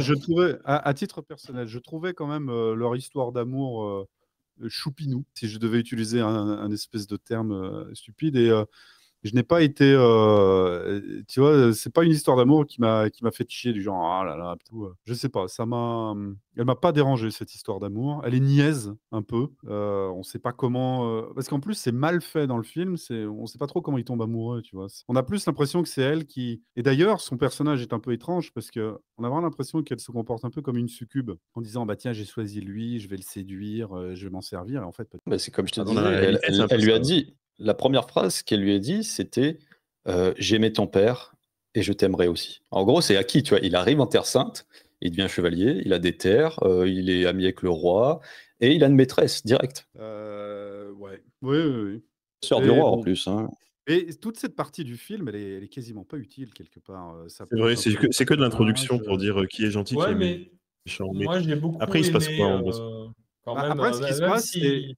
il faut qu'on arrive au gros passage qui te coupe vite fait, mais c'est vraiment le gros Allons-y. passage où c'est pas Guy de Lusignan, mais c'est Renaud de Reynald. Châtillon, Renaud. Reynald, qui décide d'attaquer Une caravane. une caravane, voilà, une caravane d'Ottomans ou autre, une caravane d'Arabes. Et c'est là que Saladin de reprendre Jérusalem. Il le prend un peu en prétexte, mais voilà. Alors, ouais. Mais déjà, C'est le attends, c'est tournant là du film. que je veux rétablir la tchaditude de Reynald de Châtillon, enfin Renaud de Châtillon, qui est. Enfin, je crois que oui, dans l'histoire, oui, il savait pas trop se tenir, il tapait beaucoup, mais quand même, on peut pas dire qu'il faisait. Attends, comment dire? Si, il a fait des trucs sales dans sa vie, genre il a attaqué des caravanes de chrétiens d'ailleurs, plutôt que de musulmans. Il s'est passé des choses comme ça, mais à l'époque, faire des raids sur les terres musulmanes, il a fait ça, je pense, avec l'aval du roi à l'époque, parce que. Bref, stratégiquement, ça avait un sens pour mettre des bâtons dans les roues de Saladin. Donc, c'était pas du tout un truc de loup solitaire assoiffé de sang comme c'était vu dans le film. Mais bon, c'est pas grave, c'est pour. C'est lui ou Guy de Lusignan qui faisait des raids de fou en allant en mer Et, Rouge attaquer c'est Renaud de Châtillon, c'est pour ça que c'est un énorme Ouais, club. ouais. Donc en fait, c'est un mec qui faisait des opérations militaires très impressionnantes, au point que même Saladin aurait dit non, mais c'est tellement fort, maintenant qu'on les a capturés, il faut tous les tuer, parce que si jamais les chrétiennes apprennent qu'ils sont venus jusqu'ici, ils vont devenir fous, ils vont venir aussi. Donc en fait, il y avait le mec était mythique, et en fait, dans le film, ils font passer juste pour un idiot qui est juste capable d'agresser des caravanes. Ouais, voilà, ils le font un passer gros pour un gros bourrin. bourrin. Ils le font passer pour un gros Mais Ouais, bourrin. ouais. dans la réalité, il a quand même fait des trucs de bourrin. Il a vraiment pillé des caravanes chrétiennes. Et d'ailleurs, à un moment, il y a une scène où il se Chrétienne soumet au roi ou lépreux. musulmane? Ouais, chrétienne. Ouais, chrétienne. Même à l'époque, ils s'en foutaient. Enfin, lui, en tout cas. Ok. Mais peut-être chrétienne, grecque ou arménienne. Du coup, bon, ça va quoi. C'est pas des Européens. On est bon. Enfin, byzantine, je voulais dire. Mais ce que je voulais dire, c'est qu'à un moment, il y a une scène où il se soumet complètement à Baudouin, le roi lépreux. Et en fait, c'est une vraie scène, ça, mais avec l'empereur byzantin dans la réalité, où il se met à plat ventre au sol comme une vieille merde Mais il baise la main lépreuse. Oui, mais bon, dans la réalité, il embrasse pas la main d'un lépreux, mais il a fait la même chose en fait. Donc le film est quand même très très bon pour condenser des faits historiques différents et puis éparses en une seule histoire. Pour ça, il est quand même assez bon, parce que la plupart des choses sont pas forcément accurate, mais elles représentent quelque chose qui s'est vraiment passé. Donc ça, c'est plutôt cool. C'est vrai qu'au fond, l'ambiance y est. Mais moi, je pense que pour le coup, enfin, moi, j'ai quand même du mal parce que j'ai l'impression que Guy de Lusignan et Renaud de Châtillon, se font vraiment salir leur nom par le film, surtout Guy de Lusignan, alors que je pense pas que dans la vraie, Mais il y a, dans il y a la un vraie vie, gros moment, il y a un gros moment où Guy de Lusignan se fait vraiment humilier dans le film. ouais. C'est au début de la bataille pour Jérusalem. Où en fait, on croit à chaque fois que ce mec se fait tuer, mais en fait, il débarque. Et là, ils le mettent sur un âne avec un chapeau. C'est vraiment à poil sur un âne. Ah, C'est je sais l'humiliation pas si c'est ultime. réel ou pas ça, je sais plus. Mais Parce qu'il s'est fait tuer par les musulmans, c'est pour ça. Enfin, c'est normal. ouais, enfin, il y a capturé, tué et tout ça. Mais si Non, mais c'est là, pour, en fait, on rentre dans la partie du film où il va y avoir beaucoup de bagarres. Il va y avoir quasiment que de la bagarre et de l'intrigue politique vite fait. Mais là, on apprend, les bras nous en tombent, que finalement, celui qui a été épargné par Balian était un proche de Saladin. Donc ça joue en sa faveur lors d'une bataille où il est capturé, Balian. Et c'est vrai qu'on parle très très peu de roi Baudouin depuis le début, mais Baudouin reste sage aussi dans tout ça. Il y a un moment un peu épique où il se tient face à Saladin. C'est la bataille qui a lieu, c'est l'une des premières grosses batailles, entre guillemets, qui a lieu devant la ville de Balian, c'est ça? C'est pas C'est une devant la ville, forteresse de c'est une Rénal de forteresse. Châtillon et le Forteresse de château de Carac. Carac, La donc forteresse de Crac des Carac. Chevaliers, hein, je crois, en français. Et en gros, pour expliquer le scénario, c'est que après que René de Châtillon ait fait son raid, Saladin attaque Carac et le roi Baudouin fait face du coup aux Templiers qui disent ah faut aller se battre, faut aller se battre, faut aller se battre. Et puis après, comme d'habitude, comment il s'appelle l'autre Guy. Non, non, Guy il est avec les Templiers, mais du coup. Ouais. Là, on voit vraiment dans la cour du roi Baudouin, d'un côté les Templiers qui sont très violents et de l'autre côté le pote de Balouin. Les hospitaliers, en général. C'est pas les hospitaliers, mais c'est juste des types avec une tunique bleue, on sait pas trop qui c'est, mais c'est les gentils. Et ceux avec une tunique rouge, blanche et rouge, les Tiberias. Templiers, c'est les méchants. Juste Voilà, ça. Tiberias qui est le soldat gentil qui lui dit ah faut pas être trop méchant et puis en fait là ils n'ont pas le choix, c'est que le roi Baudouin décide il faut qu'on arrive à Carac avant les musulmans parce que sinon ils vont prendre leur forteresse et il faut pas qu'ils la prennent. Et du coup ce qui se passe c'est que en défendant Carac, Balouin est capturé. Il se fait épargner parce que le mec qu'il capture, en fait, c'était le mec qu'il avait rencontré après s'être échoué. Et juste après, il y a les deux armées de Baudouin et de Saladin qui se font face. Et Baudouin dit à Saladin, bah écoute, en gros, quelque part, il est arrivé à temps à côté de la forteresse, donc ça serait bien qu'il se retire parce que. Et Baudouin Alors, lui dit ouais, je te laisse continuer si tu veux. Vas-y, non, mais rapidement, en fait, parce qu'on va. En gros, là, je pense qu'il y a un truc très anachronique, c'est qu'en gros, Saladin et Baudouin discutent. Et Baudouin dit oui, retire-toi, t'inquiète pas, je vais punir René de Châtillon. Oui, je le punirai comme il se doit. Et du coup, il n'y a pas de conflit. D'ailleurs, c'est c'est souvent ces images que l'on retrouve réutilisées par l'alt-right américaine. C'est vrai qu'il y a la Sainte-Croix qui débarque et c'est plutôt stylé. Mais les images Alors, sont géniales. là, c'est épique. Mais je il reconnais. y a un truc important, juste pour rétablir le truc. Saladin, du coup, c'est vu comme un homme de paix, en mode ouais, d'accord, ok, tu me donnes Renault et puis j'attaque pas la forteresse de Kérak. Mais en vérité, sur la même année, il l'a attaqué 2 fois dans l'histoire réelle. Il n'a jamais été mesuré à s'arrêter devant les murs et à repartir. En fait, il a mis siège 2 fois. Ouais, Oui, d'ailleurs, après, voilà, Audric en profite pour poster les images de cette scène-là, de la rencontre entre Baudouin et Saladin. En fait, le vrai caractère de Saladin, c'est que c'était quelqu'un qui voulait surtout pas, qui n'était pas particulièrement courageux, qui aimait pas prendre de risques, et qui du coup attendait vraiment évitait d'engager des batailles si jamais il n'était pas sûr d'avoir le nom. Là, on a plus l'impression, voilà, là où la gauchisterie du film ressort un peu, il nous le montre quand même comme quelqu'un de sage, de réfléchi, un peu comme un joueur d'échecs, voilà, qui va peser le pour et le contre. Il se dit non, mais ok. Je Par pense qu'il était respect, par vraiment- honneur pour toi. Et ça, c'est quand il mais fait ses il- discours, mais quand tu vois les discussions internes avec ses pas ses acolytes, mais enfin ses conseillers généraux, quoi, il leur fait des discours en mode non, mais là, on n'est juste pas prêt, on n'allait pas gagner la bataille, en tout cas pas suffisamment bien. On va se regrouper, on va reprendre le truc, on va beaucoup mieux gagner après. Ouais, Quoi. c'est ça fait après sens, cette ça fait scène sens. qui font l'équivalent du coup chez les musulmans, mais en exagérant moins. C'est-à-dire qu'il y a d'un côté un mec qui vient voir Saladin et qui lui dit pourquoi on n'a pas attaqué, Dieu est avec nous, on aurait dû attaquer. Et Saladin, en fait, il lui fait une leçon de rationalité en lui disant non, mais Dieu, il est côté du mec qui se prépare le plus. Et voilà, encore une fois, c'est pareil. Il a lu Sun Tzu. Il a lu Sun Tzu. Voilà, il y a le méchant fanatique des Bilos qui dit qu'en fait, faut juste pas commettre de péché, tu gagnes les batailles. Faut les dégommer. Saladin essaye, il dit faut les dégommer.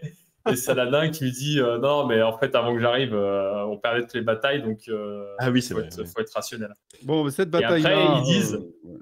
Vas-y. Non, mais chose intéressante. Après, Saladin, le mec qui est le fanatique dit à Saladin, tu as juré de prendre Jérusalem et de me le rendre. Il faut que tu le fasses. Je me souviens plus trop parce que ça commençait à faire long dans le film. Ça commençait à être laborieux et après, je l'ai pas regardé dans des conditions où moi, ça manque énormément d'épique dans le visionnage que j'ai eu déjà parce que je le trouvais trop long. Mais effectivement, maintenant, quand je revois les captures d'écran qu'a posté Audric dans la section commentaires, ouais, il y a quand même un peu d'épicness, mais je sais pas trop quoi dire là-dessus parce que c'est vraiment un moment où moi le film bascule un peu dans de l'action de base et dans de la compassion envers le peuple ottoman. Ils ont fait ça. Il n'y a pas d'Ottomans à l'époque, c'est des Arabes. Les musulmans. Envers les musulmans, ouais. il y a vraiment on a l'impression qu'ils légitiment leurs actes en disant ouais voilà, fallait pas attaquer la caravane. Ils en avaient marre et voilà, c'était pas eux quoi. Oui, non mais ça le film prend le parti des vainqueurs. Il fait que ça, c'est un film pro-palo classique. Mais on peut avancer sur la prochaine scène, c'est quoi qu'il y a d'important après la bataille à Kérak? La punition de René de Châtillon. Ouais, il y a la punition de René de Châtillon, après il est enfermé et on le présente vraiment. Et pour moi, il y avait même limite un côté Renfield dans Dracula de Coppola.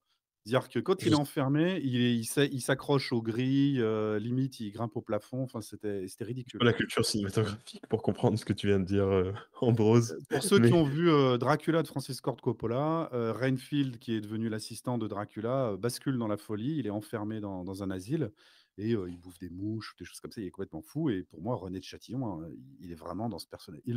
Là, il le dépeigne. Enfin, je ne sais pas si vous vous souvenez, il s'accroche aux grilles. Il n'arrête pas de gueuler son nom. On présente vraiment comme un. En fait, on est en train de préparer sa mort comme un soulagement. Oui, ils font ça tout le film. D'ailleurs, on espère aussi la mort de Guy de Lusignan. Hein, quelque part, il nous le présente vraiment comme une ordure. On nous présente aussi l'idylle entre Sibylle et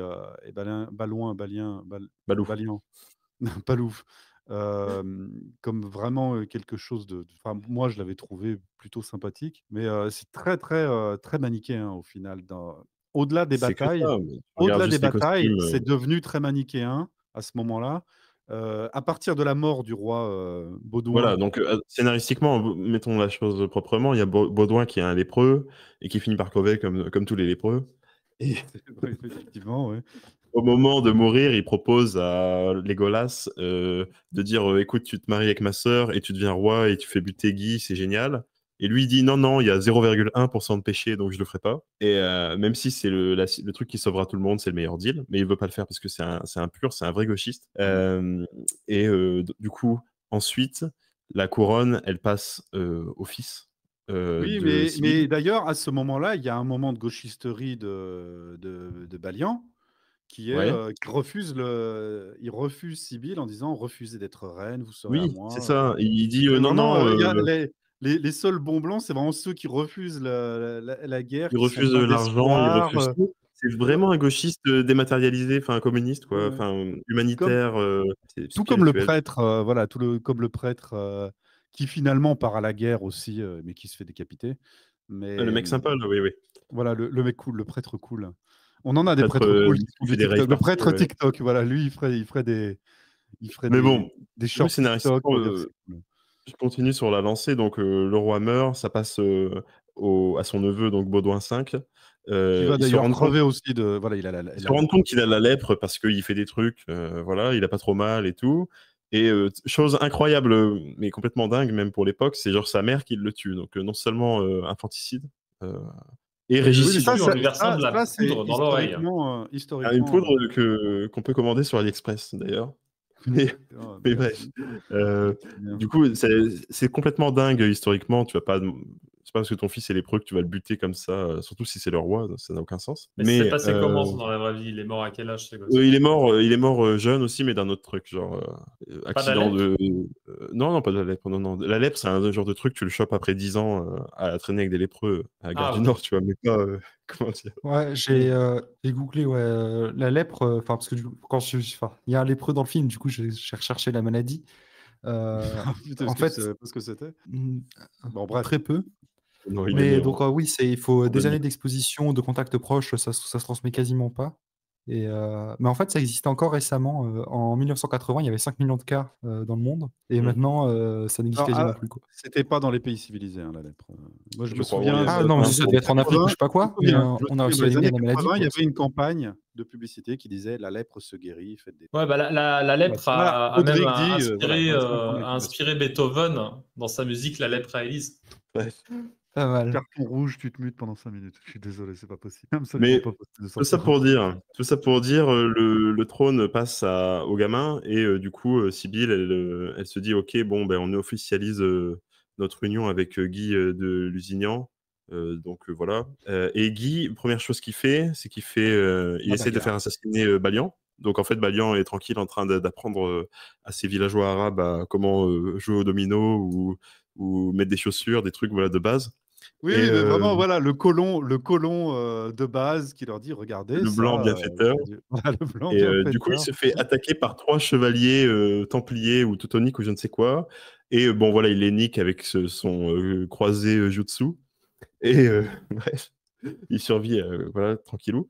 D'ailleurs, ça se faisait pas. Enfin, c'est plutôt dans le monde musulman qui faisait des assassinats à la chaîne. C'est pas vraiment chez les chrétiens, en fait, au contraire. Et d'ailleurs, mais Euh, quelle générosité incroyable de ces personnages ultra-gauchistes quand il dit à son serviteur, enfin pas son serviteur, mais son espèce de bras droit dans sa Ouais. demeure, il lui dit si on survit à la bataille finale, je te l'offre, la maison. Enfin, vraiment, mais c'est une espèce de démagogie incroyable, ce personnage de Balien. Oui, c'est un truc de Une dingue. candeur énorme.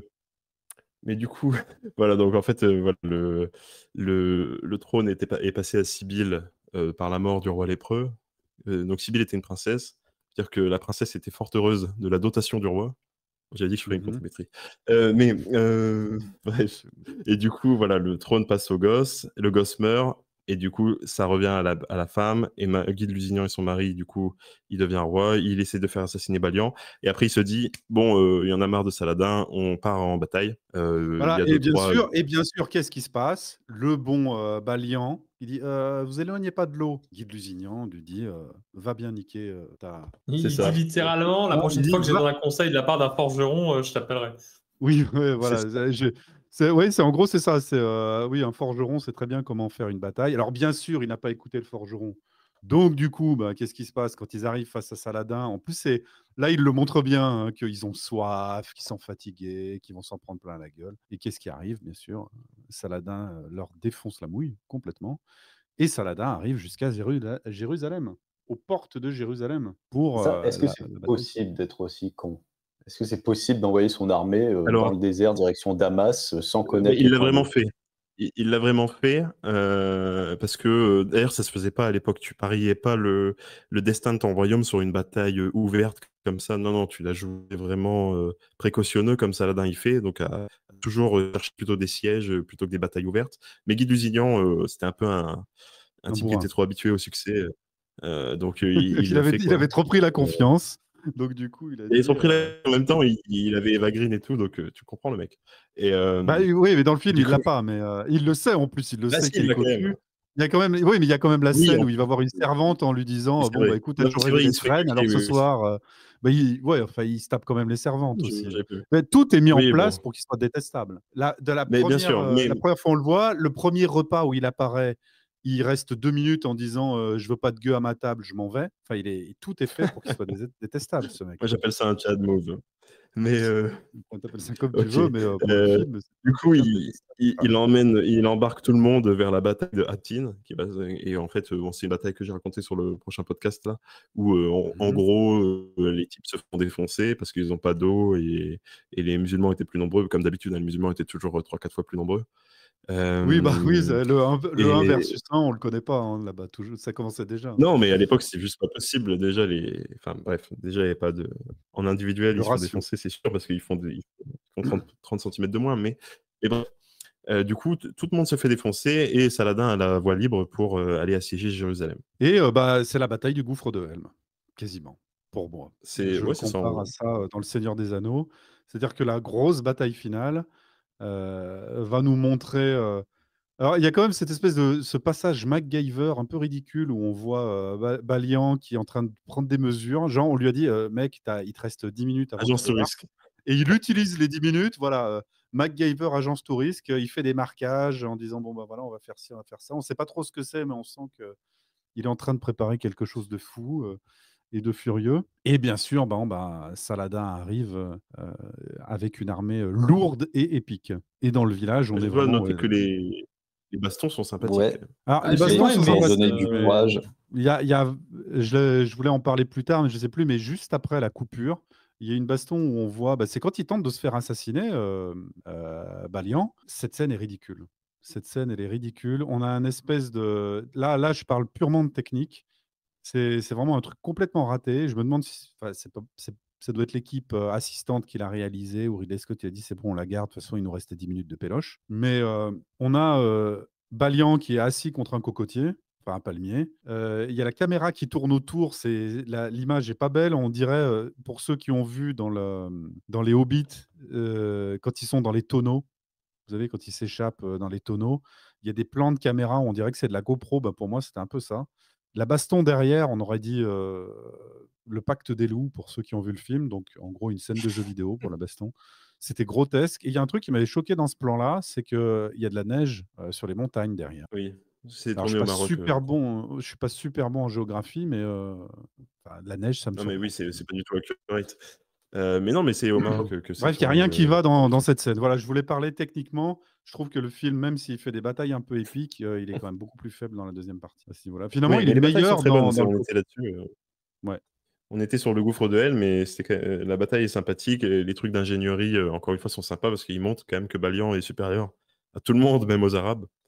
C'est qu'un simple forgeron a pu mettre en déroute toute une armée de, j'allais dire une fois de plus Non. ottoman, mais C'est de tenir la ville assez longtemps pour que Saladin négocie avec lui une reddition où il puisse s'en aller sans se faire massacrer, quoi. Et c'est là aussi qu'on en revient, mais vraiment à la grosse gauchisterie du film, parce que donc la bataille se termine où ils ont tenu tête aux musulmans. Saladin arrive, en plus Saladin il arrive, c'est lui qui arrive avec le drapeau blanc, hein. Vas-y, on veut négocier et tout. Et il accepte de tous les laisser partir, alors que historiquement, il a dit ok, vous partez, mais vous payez.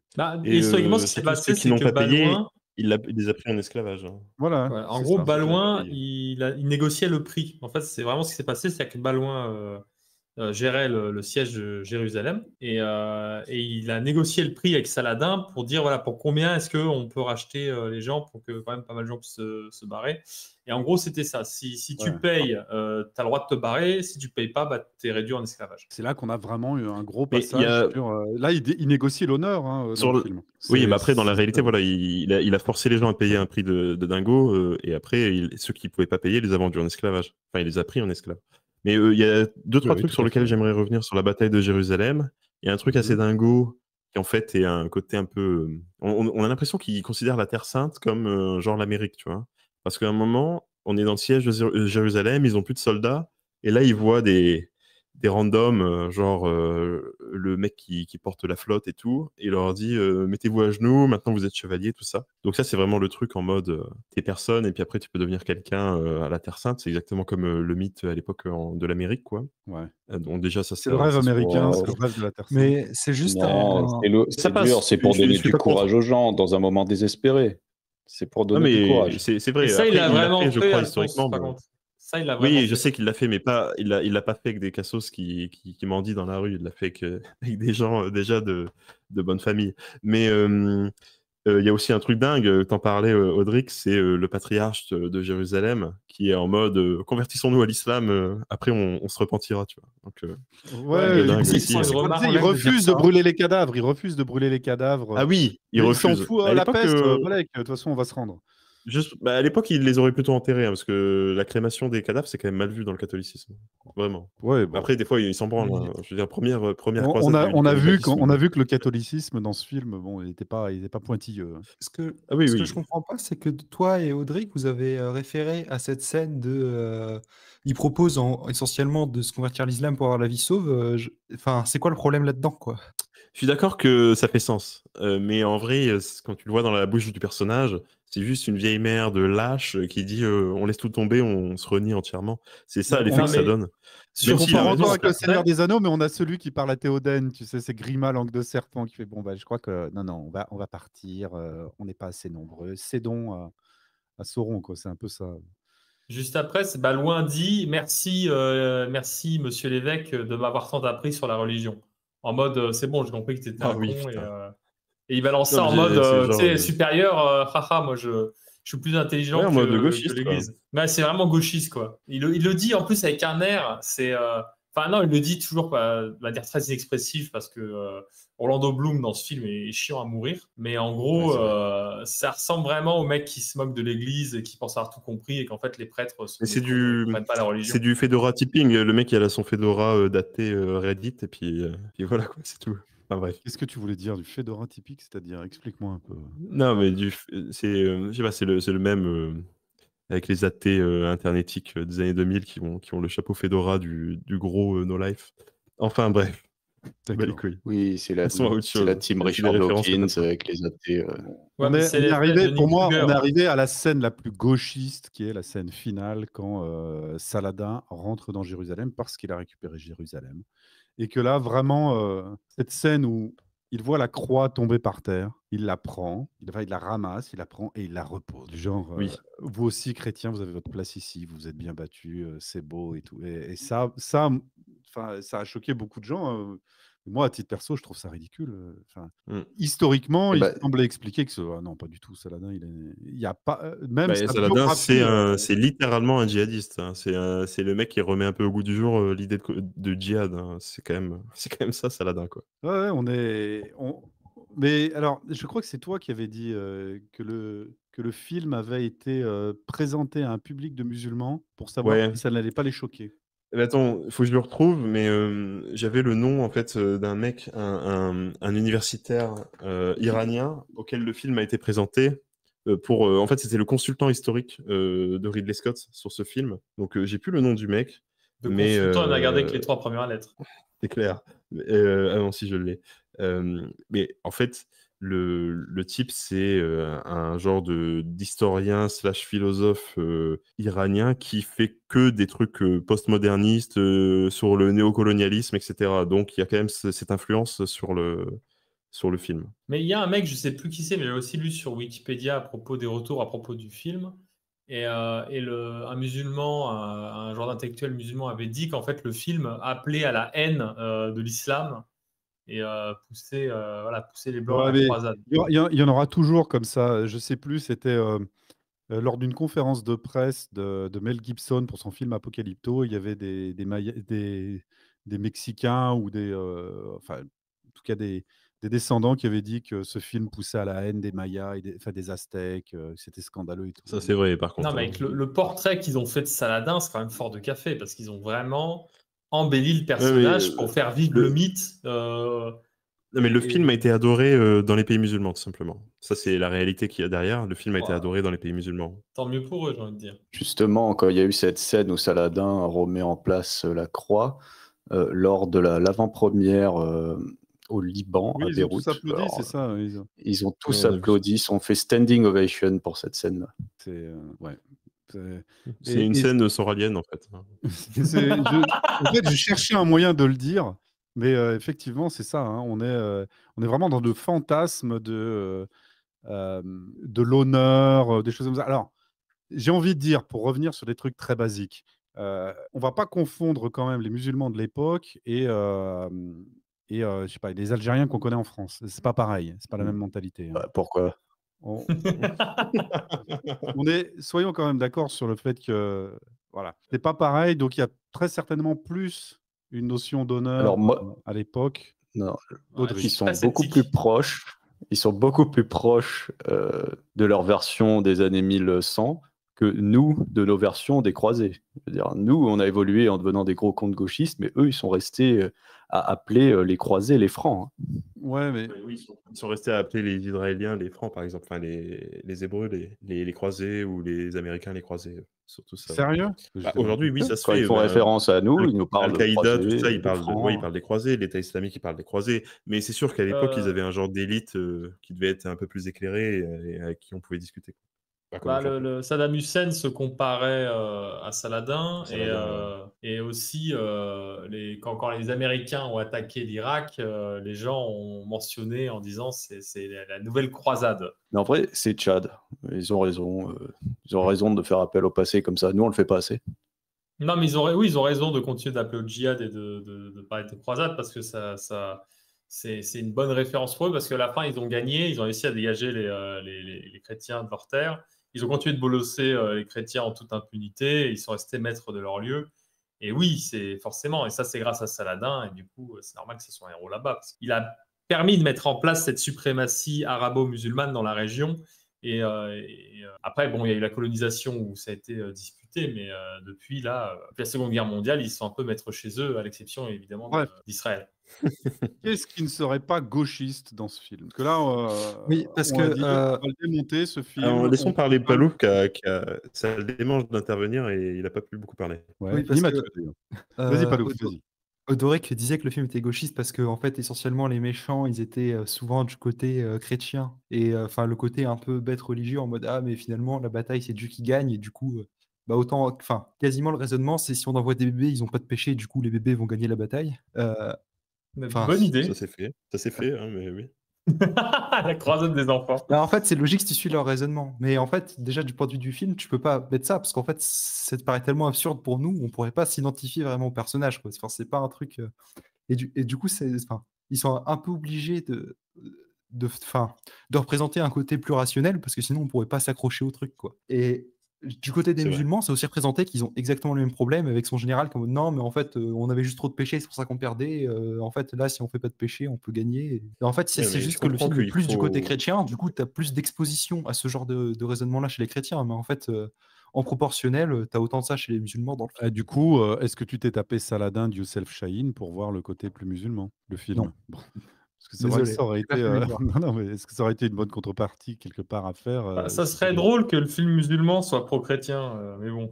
Non, non, clairement pas. Ce que j'ai cru comprendre, il l'était pas du tout. Il montrait vraiment Saladin en héros. Ouais. Déjà, Ridley Scott est un athée, et même s'il n'est pas un boomer parce qu'il est né un peu avant, on peut lui dire que c'est un boomer honoraire, hein, clairement. Il a en tout cas les idées. Quoi. Oui, oui, oui, bien sûr. Mais moi, je veux tu- bien.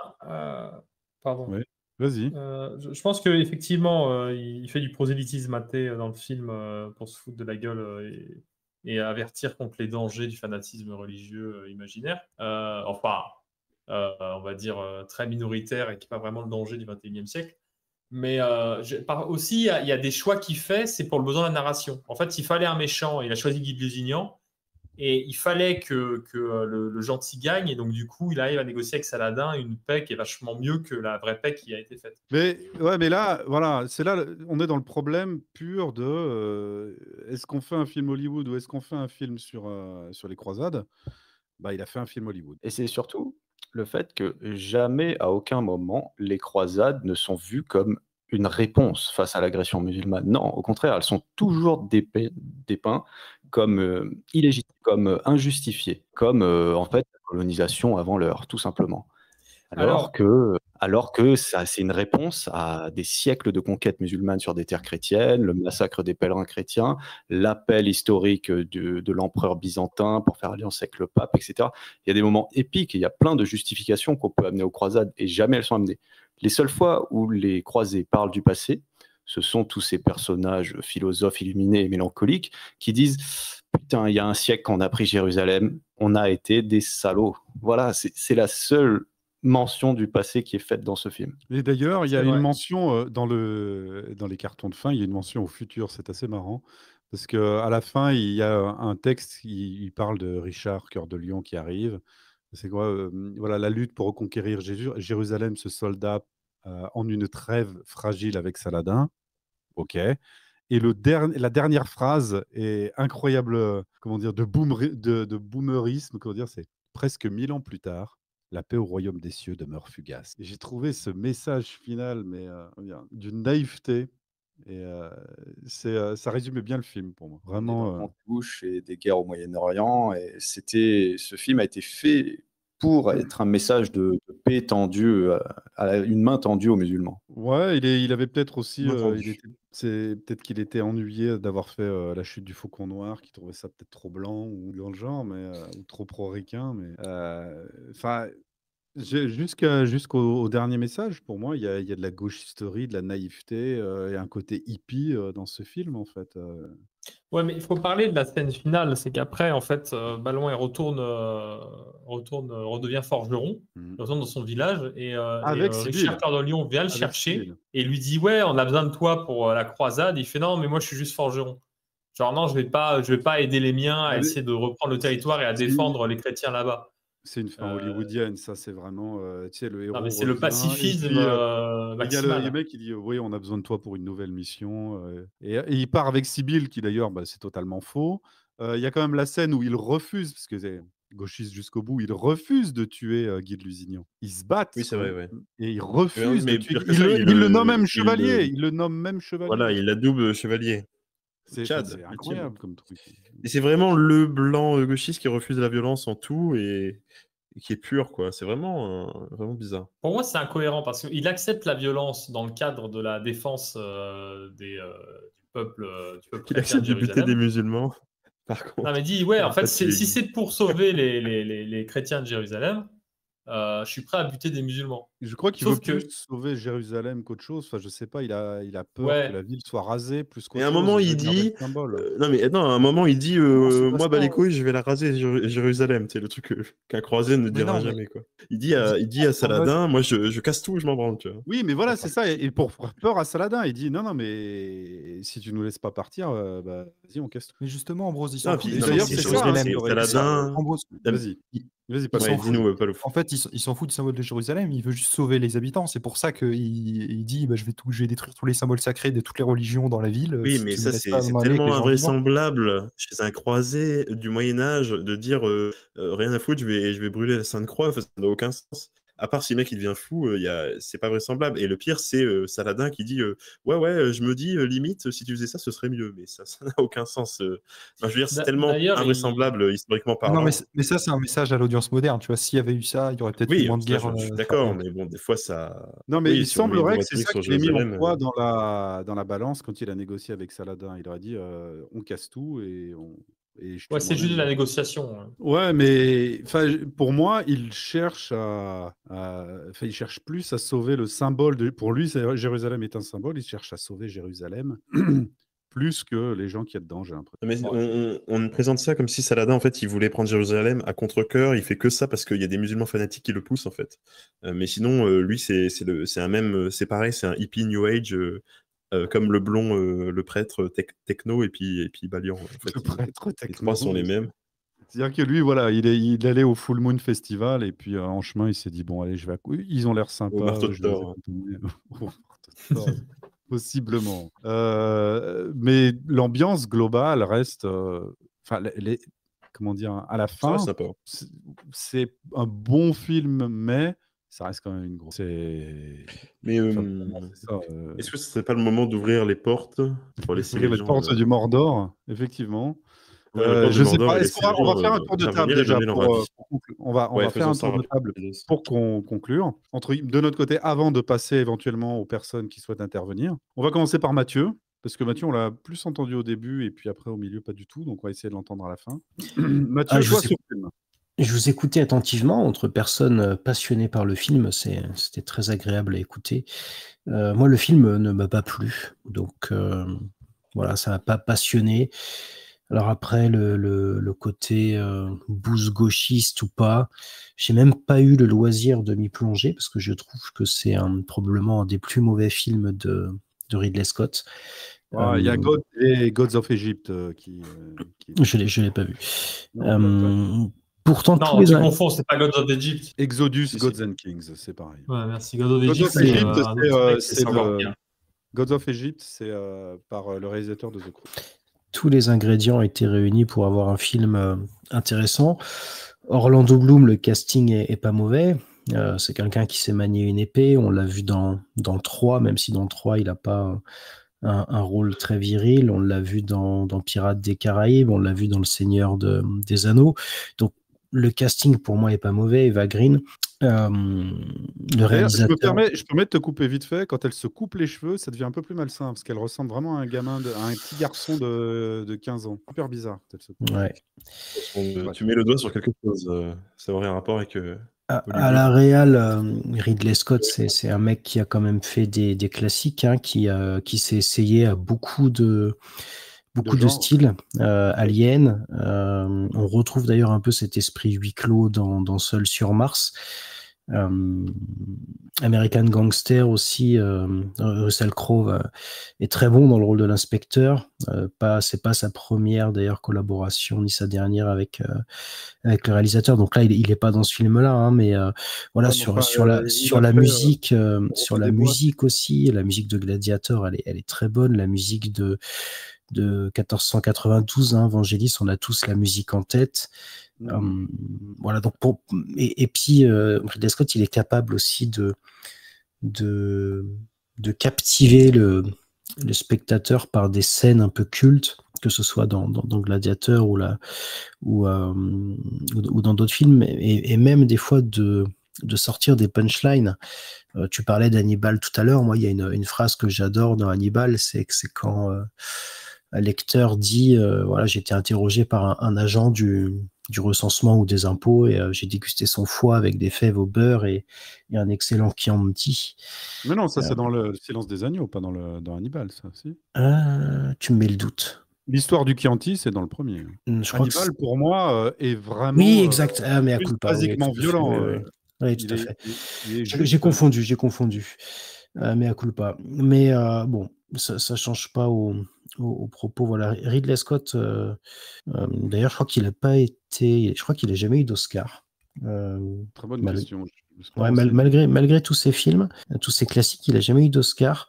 Et voilà, là, je m'attendais en fait à voir un film. Encore une fois, j'en ai parlé au début de l'émission. Dans le contexte des Gladiators, des Troie, des Alexandre, etc. Vraiment quelque chose de visuellement spectaculaire, de voir une bande son qui va me captiver, m'immerger dans le film, d'avoir des acteurs charismatiques. Et là, j'ai l'impression que tout est loupé, quoi. Orlando Bloom, je le trouve relativement lisse et transparent. Alors, c'est un échec, hein. Pour moi, c'est un échec. J'avais lu dans les anecdotes liées au film, Orlando Bloom devait être à la place, le rôle devait être pris par Paul Bettany. Alors, il est beaucoup moins connu, Paul Bettany. Il a été dans Chevalier, pour ceux qui ont vu. Après, il a fait des très très mauvais films, et c'est d'ailleurs Vision dans les Marvel.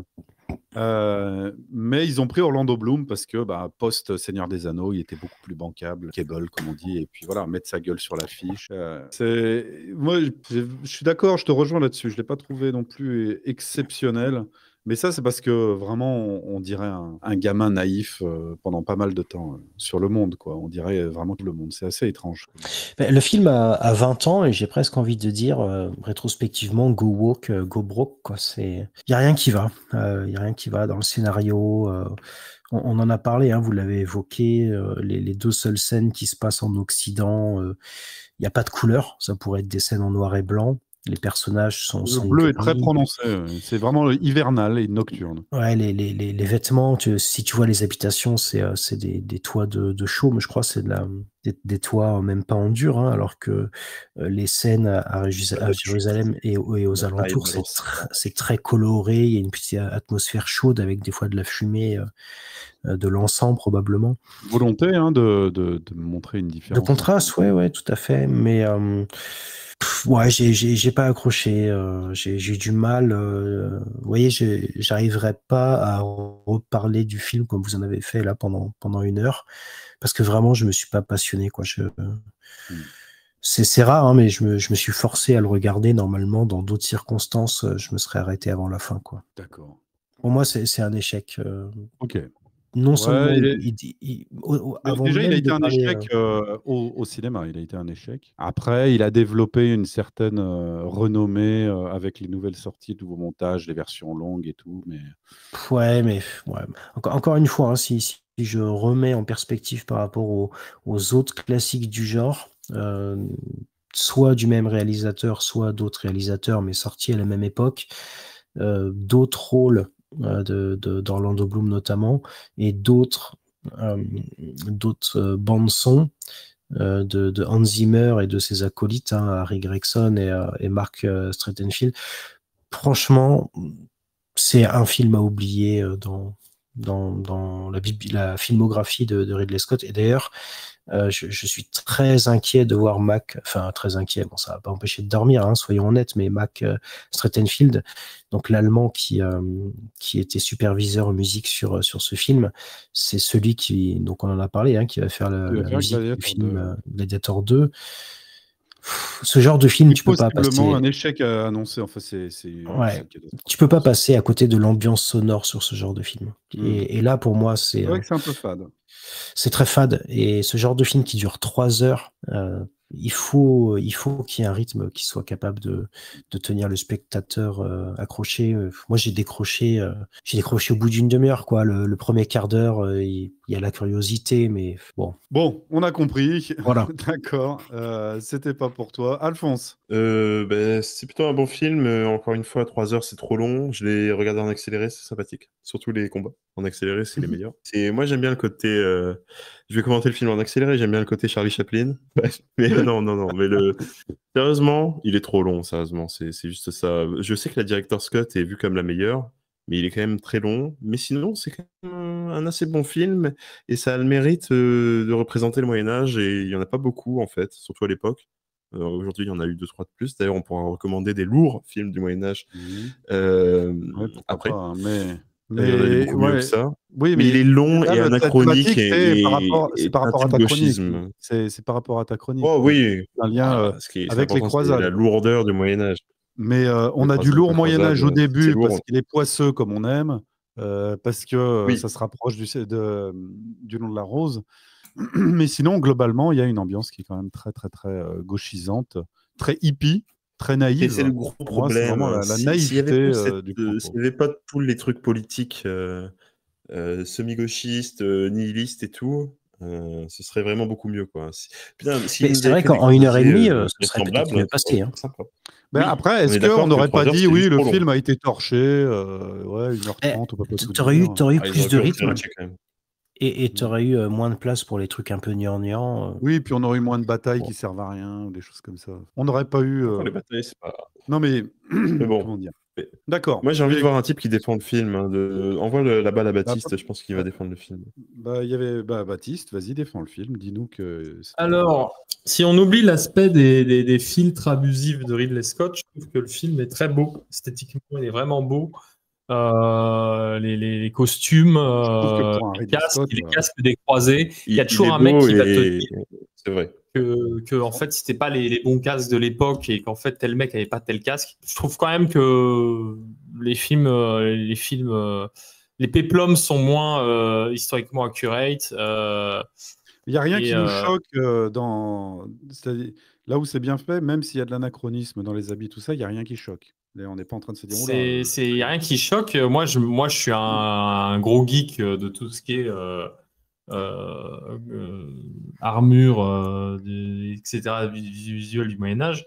Et du coup, là, c'est assez bon. Alors après, les batailles, évidemment, c'est n'importe quoi. Il y a un moment où même il utilise des harpons et un système de contrepoids pour faire chuter des tours de siège.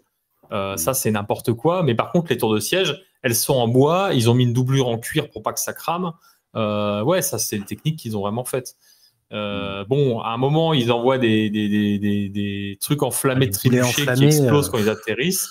Là, là, c'est n'importe quoi. Là, on est d'accord que c'est n'importe quoi. Mais à part ça, visuellement, ça explose quand ça atterrit. Je sais pas si ça explose, mais en tout cas, ils avaient du napalm à l'époque. Il y avait un côté Vietnam. Non, mais enfin, peut-être pas dans ces quantités. Il y a vraiment un moment où les trébuchets tirent à répétition. Il y a une quantité de projectiles je suis très très sceptique. Oui, je suis d'accord. C'est vrai qu'il y a un côté. Oui, mais non, mais tu sais que si j'avais raconté ça sur la chronique, il y a du feu grégeois, donc en fait tu balances des fioles et ça crame, et l'eau ne peut pas couper ce genre de feu. Mais oui, là c'est des explosions dignes de Gaza aujourd'hui, quoi. Ouais, c'est ça. Et du coup, ça c'est un tue abusif. Mais sinon, ce que je veux dire, c'est que moi, j'arrive quand même à pardonner. En fait, vous parlez de gauchisme, moi je préfère être plus précis. C'est de l'athéisme et effectivement, ça date c'est la mentalité des années 2000, c'est-à-dire de la mentalité des Blancs qui regrettent les croisades parce qu'ils pensent que c'était globalement de la grosse merde et que nous, qui avons grandi dans un autre contexte historique qu'eux, on se dit ah bah peut-être finalement que c'était pas si con d'avoir un pied-à-terre en Terre Sainte parce que quand on voit comment c'est géré par les autres, c'est quand même vachement de la merde. Donc, mais ça, c'est notre vision. C'est pas la vision majoritaire de l'époque, c'est même pas la vision majoritaire aujourd'hui. Les Blancs s'en veulent d'être allés aussi loin pendant les croisades, d'avoir fait des opérations aussi ambitieuses. C'est dommage, mais c'est comme ça. Et en fait, Ridley Scott, il a voulu mettre la moralité actuelle dans un film sur le Moyen-Âge, ce qui est pas bien, mais quand même. Moi, je dois applaudir à un mec qui a fait un film sur le Moyen-Âge sur ce sujet-là. J'ai vraiment beaucoup aimé regarder le film. Je ne regarde pas beaucoup de films. La plupart des films me font chier, mais les films sur le Moyen-Âge, j'aime bien, même quand c'est de la merde. Même, j'ai cité The King de Netflix. Pareil, ça, je pourrais râler pendant des heures sur comment ils se sont foutus de la gueule de la vérité historique, parce que du coup, ça, c'est un film pro-anglais, anti-français, qui est assez honteux à ce niveau-là. Mais quand même, je veux dire, les armures sont bien faites. Les combats, c'est à peu près des vrais combats de chevaliers. Alors évidemment, il y a toujours 30 000 critiques à faire, mais visuellement, l'ambiance est là, et moi, je suis obligé d'applaudir et dire que c'est génial. Voilà. Même s'il y a plein de défauts, parce que on est très bon pour trouver les défauts historiques, ça reste génial, ça reste un tour de force, ça reste. J'ai pas vu tous les films de Ridley Scott parce que les autres ne m'intéressent même pas en fait, parce que ça parle pas des croisades. Donc, objectivement, c'est moins bien. Voilà. D'accord. Pour moi, un film sur les croisades, c'est forcément un bon film. Non, mais ouais, je change d'avis. Donc, tu as regardé c'est un bon Saladin, film. tu as regardé Les Croisades de 1935. Oui, évidemment. Un peu plus- Non, un mais peu je parle plus de vrais compliqué à films avec Il y a un vrai Arne, le budget. chevalier du temps. Là, c'est un blockbuster. Il n'y a pas de blockbuster sur les croisades. Évidemment que quand moi, je veux voir un film, je veux qu'il y ait 100 millions de budget. Je suis un mec normal. Voilà. Sinon, après, je fais pareil. Orlando Bloom ruine le film. Et d'ailleurs, plus les personnages meurent, plus Ouais, le il a film pas devient d'expression. nul. Parce que plus, du coup, Orlando Bloom a de screen time. Et Orlando Bloom seul sur un écran, face les mecs qui répondent pas, c'est insupportable. C'est vraiment insupportable. Les discours d'Orlando Bloom pour motiver les troupes, c'est insupportable. C'est vraiment chiant. Et que voilà, c'est dommage qu'ils aient raté les personnages principaux à ce point. Mais les personnages secondaires, je te dis, ils sont réussis. Saladin est réussi. Je me plains de la véracité historique, mais il est quand même réussi. Il est stylé. Le roi Baudouin est génial. Tiberias, c'est bien. Guy de Lusignan, Renaud de Châtillon sont vachement marrants. Donc, ils ont réussi la plupart des personnages. C'est juste bien Orlando parce que- Bloom qui est nul voilà, et chiant. On est vraiment dans la version divertissement, l'approche divertissement du film par Batou, effectivement. Ouais, Ouais, mais c'est ce qui bah, faut qu'on voilà, tu recentre veux de là-dessus, hein, l'entertainment. c'est quand même- Mais c'est pas c'est quand vrai, même le non. but du Moi, je suis film. pas un Le but du mec. film, c'est pas de se branler sur la politique, normalement. En fait, non, mais Oui, mais elle est omniprésente parce qu'il y a vraiment, moi je trouve que ça suinte vraiment cette candeur et cette. Alors après, dire oui, la politique parce qu'il y avait la guerre et qu'il y avait des histoires d'alliance et de stratégie. Mais écoute, d'accord, d'accord, pas de souci. On va demander à Palouf maintenant. Oui, moi j'ai trouvé le film plutôt wholesome, mais c'est vrai qu'il est un peu long. Ça, du Quoi coup, je partage l'avis d'Alphonse. Wholesome, mais je sais pas comment dire en français. Ouais, je sais moi non pas, plus. Alphonse, Personne ne moi. sait. C'est généralement positif et ça renvoie des bons sentiments à Palouf. Il regarde ça, il est heureux pour la semaine. D'accord, ça lui a donné la banane. Ouais, exactement, c'est ça. La Ouais, banane. enfin Saladin et le chef et le roi chrétien, c'est des gens très raisonnables, enfin qui cherchent un peu à prendre des bonnes décisions dans un monde où les gens ils croient n'importe quoi, genre en mode si t'envoies des gens innocents, même s'ils n'ont pas d'armes et ils savent pas se battre, ils vont quand même gagner le combat, quoi. T'as vraiment des personnages qui disent ça dans le Oui, film. mais c'est sûr. On a notre Oui. on a notre Orlando Bloom avec nous, c'est Palouf. Mais oui, et c'est bizarre parce que dans sa jeunesse, Baudouin était un skinhead, parce que c'est Edward Norton qui le joue, le roi lépreux. Si t'avais Ouais, capté ça. mais- Oui, Rose. alors, j'aime bien parce que les gens disaient, c'est Danny Balint, moi, le film, mais les gens disaient excellente performance d'Edward Norton. J'ai dit, on va quand même se calmer un peu. Le mec parle derrière un masque. Oui. Il n'y Mais a, c'est- rien c'est de vrai. fou furieux. Quoi. Ça aurait pu ne pas être lui. Mais- Oui, bien sûr, bien sûr. Il y a quand même un côté très beau, au côté anonyme du fait d'avoir un masque et tout. Et des fois, je me demande pourquoi les rois ils faisaient pas ça à l'époque, tu vois. Mais genre, ça le rend tellement plus stylé de faire ça. Ouais, bah, t'as vu la gueule qu'il a à la fin quand on la montre? Ça se comprend un peu quand même. Ouais, mais Mais, les gens qui ont des. D'ailleurs, j'ai ils vont tapé faire la même. photo de lépreux sur Google pour vérifier la véracité historique de ça. Et Mhm. bon, là, c'est vraiment un cas extrême, mais c'est possible qu'il ait eu cette gueule. Moi, l'image des lépreux, c'est toujours que j'ai vu, c'est toujours les ghouls dans Fallout. Mais c'est pas comme ça, Batu Quand Ah, sur la page ceux qui Wikipédia sont atteints- anglaise de ceux qui lépreux, sont atteints ils de te la mettent des syphilis. images, Ceux ça qui va. sont atteints de la syphilis, j'avais vu un film sur un des, Parfait. comment dire, un des On actes a des... le but de la discussion, on parle de MST. Ouais, laisse tomber. Oui, effectivement, c'est pas important. Pardon, Bref. il reste Audric, et puis après on peut passer à la Oui, il foule. reste Audrey. Moi, j'ai pas vu le film de la syphilis, mais je l'ai chopé. Bon, ça sera dans ma prochaine chronique. Audric, et Petite toi, s'il teasing. te plaît, Audric. Essaye de relever le niveau. Globalement, en vrai, je rejoins un peu Baptiste. C'est un bon film, c'est un beau film, les personnages sont bien joués. À part Balian, c'est vrai qu'il est ennuyeux. En fait, il joue un personnage naïf, candide. Voilà, c'est vrai que les scènes avec lui sont plutôt chiantes, mais sinon, tous les autres personnages sont assez intéressants, qu'ils soient du côté musulman ou chrétien ou fanatique ou sage. Moi, j'avais regardé ce film-là la première fois, j'avais 13 ans, j'avais adoré. Aujourd'hui, je l'ai regardé d'un œil politique, un peu dans le but de faire cette terrasse. Donc, c'est vrai que j'ai sorti plein de choses à le critiquer. Mais c'est vrai que, comme je rejoins Baptiste, on n'a aucun film moderne sur les croisades. C'est pour ça que ce film est génial. Et c'est pour ça que ce film est un problème. Parce que, justement, il faut se remettre dans le contexte que nos compatriotes, même les Occidentaux en général, n'ont quasiment aucune connaissance historique, mis à part la bouse gauchiste qu'on leur dit en permanence. Et ce film, justement, vient appuyer ce récit gauchiste sur les croisades, qu'elles étaient cruelles, injustifiées. Et voilà en quoi ce film est à la fois un très bon film et à la fois le pire imaginable.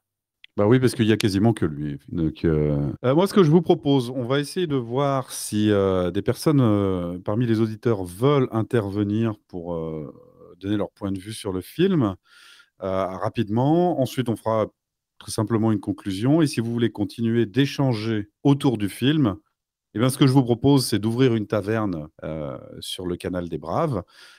Pour les auditeurs, si vous ne savez pas comment rejoindre cette fameuse taverne pour échanger en direct dans la bonne humeur, eh bien, il faut d'abord rejoindre les Braves sur www.lesbraves.org. On va mettre fin à l'émission. Je vous remercie tous d'avoir participé. Je remercie Palouf, Audrey. Et je remercie les auditeurs. On vous rappelle que si vous voulez écouter les chroniques qui sont en lien avec l'émission de ce soir, donc les chroniques d'Alphonse sur les croisades, mais aussi les chroniques de Mathieu, les chroniques de Palouf, tout, en fait, des membres de cette émission du soir, de cette terrasse. Vous les retrouvez sur la chaîne YouTube des Braves à www.youtube.com/lesbraves, tout attaché. Les émissions s'appellent Le Comptoir. Nous en sommes déjà à 6 ou 7 épisodes, il me semble. Donc vous avez de quoi écouter, les amis.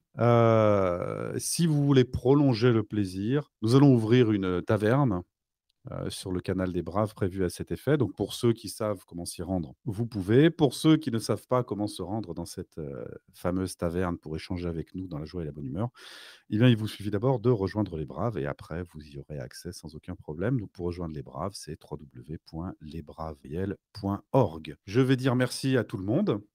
Merci les amis. Finalement, Kingdom of Heaven, pas si mal. Quand même gauchiste, mais pas si mal. On est d'accord? Oui. De la merde. Non, c'est quand même un bon film, mais voilà, à 3 heures, c'est ça le plus gros problème pour moi. Si tu tiens pas 3 heures devant le film, c'est que tu ne crois pas assez en Dieu, Alphonse. Moi, j'ai une question, Batou, Audric et ceux qui ont aimé ce film. Est-ce que vous allez le revoir une deuxième fois? En fait, c'est déjà la deuxième fois que je le regardais et j'ai vraiment aimé. Taverne, les amis, d'accord? On va mettre fin à la terrasse de ce soir. Encore merci aux auditeurs. Et puis on se retrouve dans la taverne pour poser ce genre de questions, d'accord? Je vous souhaite une bonne fin de soirée, les amis. Merci beaucoup, merci à vous. Et puis, à très bientôt. Ciao, Ambrose. Ciao. Ciao. Newsvolt. Et c'est la fin de cette terrasse. Pour suivre la prochaine en live, rendez-vous sur notre canal Telegram en description ou en rediffusion sur notre chaîne YouTube. Salut à tous.